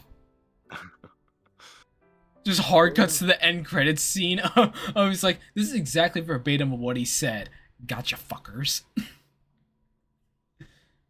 Also, one of my favorite jokes in that movie is when he's offered a chance to like move universes, and he just like walks like gingerly just walks over to the camera and then he grabs and goes, "Suck it, Fox. I'm going to Disneyland. Get fucked." It goes back to normal like it was nothing. It's one of the best jokes in that entire movie. Oh, but yeah, Deadpool and Wolverine, good movie. We definitely talked about it a bit more in the 2024 retrospective if you guys want to hear about that. But here we're now talking about Captain America: Brave New World. I'm okay with your like B or C tier, honestly. I'm thinking here, honestly. Yeah. Because I don't think it's as good as Agent Wolf. Like any of these movies, I'd rather watch any of these movies than Brave New World. But if I'm comparing it with these movies, I'd rather watch Brave New World, if that makes sense. Yeah. Like it's fine. Like I think it's fine. Some people blew like a lot of this movie out of proportion. Cause it's definitely not one of their worst movies, like not by a long shot. No. Like is it very good? Not really, no. But like it's fine, like for what it is. It's a movie I would have on in the background. Yeah, like I think there's a version of this movie that could have been like really, really good. Yeah. And I think just because of all the production issues, that's like really what like caused the movie to be the way it was. But I think all things considered, I think the movie ended up pretty fine. So. The one thing I kind of wish we got more of, and there's no way we are though, because he's like what, almost 70 now, Giancarlo Esposito. Yeah, I think so. There's no way we're not getting Sidewinder again. Like there's no way we're gonna ever get him again. I feel like he's gonna make like a small appearance in like Doomsday. Like they're gonna like go to him for something. I'm sad that they got Seth Rollins out of the movie. I would have fucking did everything to keep him in there, even if it didn't make sense. Yeah, no, I'm curious to see that version of the movie with him instead. And who was he supposed to be? He was supposed to be Sidewinder, right? He was supposed to be one of the Serpent Society boys. Oh, I thought he was gonna actually be Sidewinder, and then like they like. I don't think he was Sidewinder himself. I'm not 100%. But yeah, I know him and Rosa Salazar. She was supposed to play Diamondback, and like they were cut from the movie. So like I'm like I want to see like what that version of the movie was with those two, because that was before Giancarlo was even casted. So like he probably wasn't going to be in the movie in that earlier version, but those two were, and I'm like really curious like what that version of the movie looked like. Did they say why they cut him? I think it just like when they were like heavily like reworking the story during the strike, they just like Ah, they just feel like that aspect of the movie just like wasn't working. So gotcha. Yeah. they just brought in Giancarlo to like redo like that small like subplot. And he's fine. Or or Seth Rollins instead is now in the Netflix Kakegurui adaptation. But Oh God. yeah, Giancarlo, he's Ye- fine. He's good. oh. I like Harrison Ford in this movie. I think Mhm. they Yeah, definitely yeah, they do a good job with Ross in this movie. They kind of make him more yeah, sympathetic after watching Civil War and you just see, oh wait, he's an actual like yeah. person. And that's the thing. Like, no offense to who was the guy who played him in the old William Hurt. movies? Yeah, William. Like William Hurt's like a good actor, but it's just like I don't see a version of this movie where he plays President Ross because I feel like you could only get a performance like this from someone like Harrison Ford. Like I feel like it would not work with William Hurt Mm. as Ross. So I appreciate the recast I in find this it movie. funny how early in the movie they try to be like, no, no, no, no, it was always Harrison Ford. Like they made him have like the general outfit and the mustache when he's like doing the interview. And he just knocks over the podium. It's like, no, no, no, he was always there. And it's just like I don't know. When I watched that, I was like, that's a little bit of a disservice, but it's still kind of funny. Yeah. But yeah, I think the movie really does lose a lot of its luster when you watch the trailer of it because Yeah, it's kind of. it's setting up Ross and the Red Hulk all the way to the end of the movie, and he's like Yeah. Well, I mean, the final battle. for me, the thing with these kind of things, like when like a movie like it can go for like any movie really, but like when like a movie trailer like shows like a lot of stuff from like the end, for me it's always about like when I go watch that movie, it's about the how and the why. Because Mm-hmm. like the trailers show that yeah he becomes the Red Hulk, but it doesn't necessarily like answer like why he becomes the Red Hulk or like how did that happen. Right. And like you can maybe piece that together with like some of the trailers, but like uh I think the movie did a good job of like building that up, like knowing like what like how Yeah. the movie's probably gonna end. Like I think the movie did a good job of like explaining like why that happened and also why this movie took 16 years to cap up something that happened so long ago. Like I think they did the best they could to answer like that like thread of the MCU. Honestly, like all things considered, I'm And they just happy didn't that like phase one is finally closed. Like no more loose ends from phase one. We're finally done with it, so that's good. and they didn't kill him. They didn't kill the leader, which means you could always Uh-huh. bring him back, and they could also revamp him to have better makeup because that was a whole thing Yeah, people didn't like about it. yeah, I thought it was fine. I think the leader's yeah. fine. I think Sidewinder's fine. I think Red Hulk's fine. But yeah, it's all literally stuff that was established 16 years ago Hmm. in a Captain America movie instead of a Hulk movie. Yeah. Funny story. Watching this in preparation of this recording, my mother was watching it with me and she she was like, how is he gonna beat Red Hulk? Like way before like it was because she knew that Red Hulk was gonna be in the movie. She's like, how is Mhm. Sam gonna beat him? And it's like, I don't know. He just is, I guess. I don't know. And I haven't seen anything on it. So I had no idea how. And then Bucky showed up and she's like, that's how. Bucky's gonna help him. That's how he's gonna beat Red Hulk. And I knew he was only in it for one scene. I was like, yeah, maybe. And then Bucky's like, all right, I go run a campaign, and she's like, wait, where are you going? Wait, no, Bucky, where are you Well, I can't going? pay, you just said. No, but like my mother was like, but wait, no, come back. Where are you going? Why are you leaving? And then she asked, and literally she asked like, what is he running for? It's like I don't know, probably Senate or something. And the 5 seconds later, the ex Black Widow woman walks in. Is like, future Congressman James Buchanan, Bucky Barnes, and she's like, oh okay. I think Seb put it best with Brave New World, where if they cut back on a lot of their advertisement on like Red Hulk and stuff, they could Yeah. have like really have sold it better. It's a movie Yeah. that kind of struggles through all the constant rewrites during the Mhm. writer's strike. It's a shame that Anthony Mackie's like big jump in as the new Captain America is that Honestly, I like a lot of I don't know if you guys seen Anthony Mackie in Twisted Metal. I think he's fucking great in that. I heard that show was Like, really good. it's really good. I saw him, and we'll talk about this in another video. I watched him in a show called The Studio, and he is so funny in that. He's basically in a movie that he's like hyping it up with Ron Howard, and in the entire episode he goes from like really liking this movie and like backing up Ron Howard because he has like a 30-minute scene that's like all about like Ron Howard's dead cousin, and he wants to like pay homage to that, but like it's 30 minutes of a movie that can be full on cut and like be a perfect movie in the studio's eyes. And everyone's just like, yeah, I don't know, that whole 30 minutes, and they're trying to like try to understand, is it just us, is it them? And then they ask Anthony Mackie about, like, how do you feel about the last 30 minutes? He's like, oh no, it's awful, it's terrible, like, are you guys actually gonna like keep that going? And he just does a full on 180, and then everyone about the entire like episode's like trying to convince Ron Howard to cut those last 30 minutes, or just have like a way to like still homage it to his cousin without having those 30 minutes, because it could just be a better runtime for theaters and everything. And it's just it's so funny. It's so listener, if you watching this still, watch The Studio. It's really funny.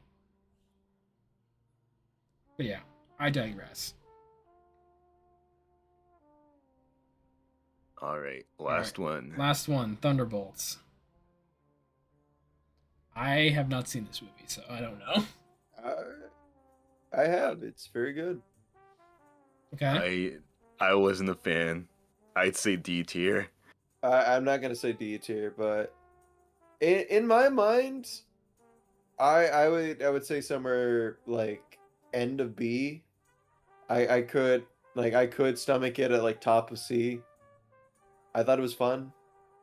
I think kind of taking the I don't want to say stooges, but some of the like loose end characters and giving them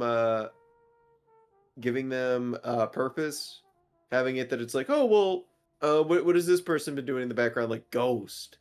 Yeah. And it's like, oh, she's been running errands for a corrupt senator and stuff, and it's like, okay. And then you get this group together and they have to survive. Then you get Bob in the mix. I mean, a lot of people forget that like Red Guardian sold his two like daughters into covert ops training at a young age. He like straight up trafficked them, which is really fucked. And people kind of he tries to make up for it, but it's like you can't really make up for that, dude. But like I think the whole Bob situation is good. I think the ending is great. It's a little twist up. I think it's like a solid fun movie. I get it that it kind of struggles because of the characters that they have in there, and there's a lot of bickering towards the beginning, and it could kind of get like, I know it's gonna get smoothed out at the end, but it's like, damn, dude, can you guys like work together for a second? Also, Taskmaster. See, I heard about that. Okay, so we could talk about it. You could talk about I know some things, but not everything. Like I know that Taskmaster dies like the first 10 minutes that they're in. Yeah, they put Taskmaster in, and then they fully committed to the bit of acting like Taskmaster is going to be a major character, and then they die, and it's like, ooh. Mm-hmm. And like Thunderbolts are supposed to be effectively like Marvel's Suicide Squad, so it's like, you know, plays to it of them dying, but like, shit. Also, no justification of not calling this movie Thunderbolts and calling it The New Avengers. Like, no, this is the Thunderbolts. Do not try to compare them.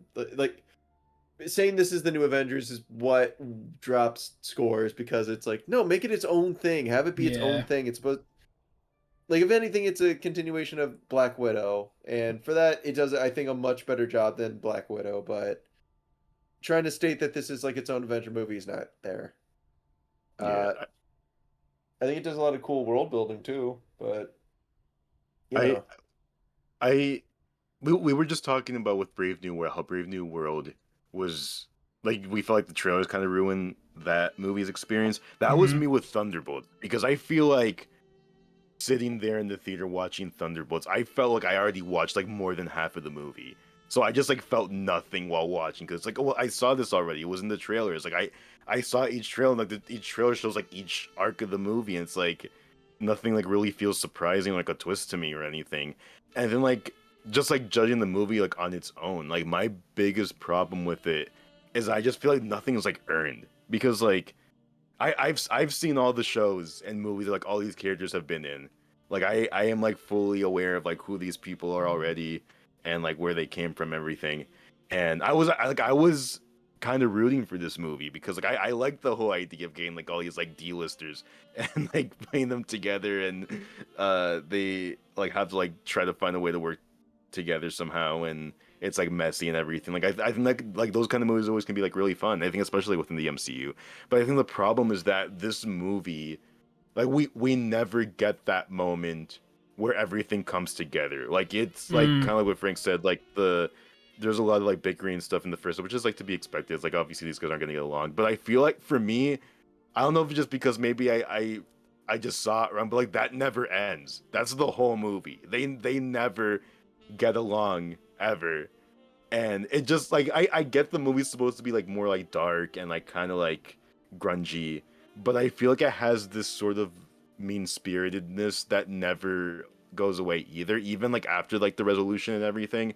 It just feels like it's like this constant snark from start to finish, even like all the way through to the post-credit scene. It just feels like a movie that doesn't want to exist. Like it's like being held against its will, and it like wants you to empathize with it, but I feel like it doesn't do the legwork to get there. It's like, oh, we have these interesting themes, we have these like darker, more mature themes that we're introducing to these characters, and like I want the MCU to tell stories like this because I think they are worth telling and like trying new things within the MCU, but it's not doing the work to get there. It's just declaring it and expecting that to be enough, but like I don't feel anything because it's like you're not communicating with the audience why we should feel for these characters. That's my big issue with the movie. And like maybe if this was like a phase 2 movie, that would be fine because it's like, okay, like we're still starting out with Marvel, we're still like roughing out the edge, but like we're in phase 5. Like the MCU is almost 20 years old and we're still making the same tired mistakes that we've done since 2008. It's like that's what makes me feel like what's the point of even watching these movies anymore? And like that's what killed my hype for Fantastic Four, because it's like, what if Fantastic Four is also just like a fine movie that works? Like it's not like bad. Like Thunderbolts isn't bad like at all. It's like it's a fine movie, but it's like it's not like where we are in film right now. It's like Superman's about to come out, and that looks like way different than like anything we've gotten in the genre in like a long time. And then Fantastic Four just looks like like we've seen this already. We got this already. Um, and I just feel like we like Marvel needs to go beyond what they are if they want to not have flops like the Marvels again. Like they have to like evolve and change and find something else that works, and maybe like go back and like see what did work about early movies, but also like use as a foundation to go beyond and make something like really really good. And that's what I'm hoping Doomsday might like actually be. Maybe, fingers crossed, but Derk's really hitting his Skips arc where he's like, yeah, I've seen this before. yeah. I'm literally Skips. But yeah, as for ranking this, I feel like C tier is the most we're gonna agree with. Since Derek thinks it's D and Frank thinks it's B, I think like right here, like on either better than First Avenger or worse than. What are we thinking here? Which movie would you rather watch? I was about to say, which movie would you rather watch right now? I mean, to be fair, I kind of feel like where I am with Thunderbolts right now is kind of like after when I saw Eternals the first time, because like I hated Eternals the first time, but that was just like after like one watch, and then like after I rewatched, I was like, okay, I kind of get what the movie was trying to do. So like maybe I'm still holding out for a rewatch on Thunderbolts. Like maybe I'll have like a different perspective on it, like rewatching it. Yeah, I'll rewatch it, or I'll watch it. I want to watch it, but I don't know if is there anything else we want to like quickly change here, like position wise in these rows. Actually, I had a change of heart. Put Quantumania in S tier. Put it back. Move over Infinity War. Put it back. feel like, I mean, I think I'm mostly satisfied with this. Yeah, I'm Yeah. okay with it. yeah, I'm alright with this. Any other final thoughts about the MCU you want to talk Yeah, about? I mean, I think our final tier list does kind of show like a point that like I kind of made at the beginning, where it's like most of the MCU movies are fine. Like I feel there's a lot of sensationalism on social media about people saying like, oh, this is like the worst thing ever, or this is like the best thing ever, like when a Marvel movie comes out. But like I think at the Mhm. end of the day, generally speaking, I think most of their movies are just fine, and that's okay. Eh. Like I think people make a whole like hoopla, but like the MCU is dead. Oh, the MCU is so back. But like the truth is that since the beginning, they've had these peaks and valleys, like since phase one, where it's like you'll get like really good stuff, and like you also get some like not really good stuff. And I think for as long as the MCU is gonna go on, I think we're gonna get that. Derek will not be satisfied unless Thor fights Anton Chigurh in the next movie. Yes, It's just come like, on, bring it.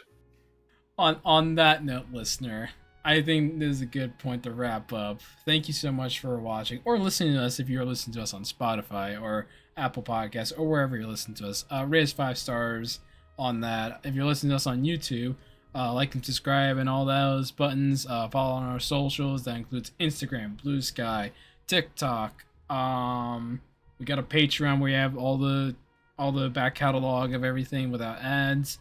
Even though we don't have ads on these videos yet. Yeah, thank you so much for watching. We'll see you all next week for also this in the future. Tell us how Fantastic Four is. Leave a comment down below if it's good or it's bad. I hope it's good. I'm hoping that it's just fine, but like I'm expecting it to not be good. I mean, I'm hoping. I've heard Derek say Mr. Fantastic more like Mr. Fucktastic at least 3 times. Yeah. So like, I'm hopeful. I've seen theories that like it's going to be them jumping universe because their old universe got destroyed, and Yeah. there is even the possibility of this Reed becoming the Maker. Which, if that happens, Ooh. holy shit! Like that, I that's actually like an mean- oh shit moment. Oh, I mean, if they do that, it's him versus Doomsday, or I keep saying Doomsday, like the DC character. Him versus the Maker versus Doctor Doom. Hold on, wait a minute. Yeah, That might be kind of good. The Maker's a fucking nightmare character. I know. I'm aware. I would love if they put the Maker in like a Marvel movie, and it's just like guys, we really need to come together. We gotta really stop that guy because he's real meanie, and it just cuts to him fucking dissecting John Walker alive for no reason, just because he feels like it. Just like a whip pan to just like John Walker on the table, just like it's like screaming in agony as he's just like dissecting him. Just, like, do that, and it just like cuts over to like Peter Quill eating fucking Cheerios in his front lawn, like. Glad I'm not involved with that. But yeah. Bye. Peace. Hold on, I gotta say one more thing, Cade. What's up? Called it. And you end the episode. Tails. You gotta do a barnyard movie review. Called it. I ain't gonna call it. You gotta call it. You have to call it. You have to do You the have to barnyard call- you have to review. call it. You gotta do the barnyard review. You have to do it.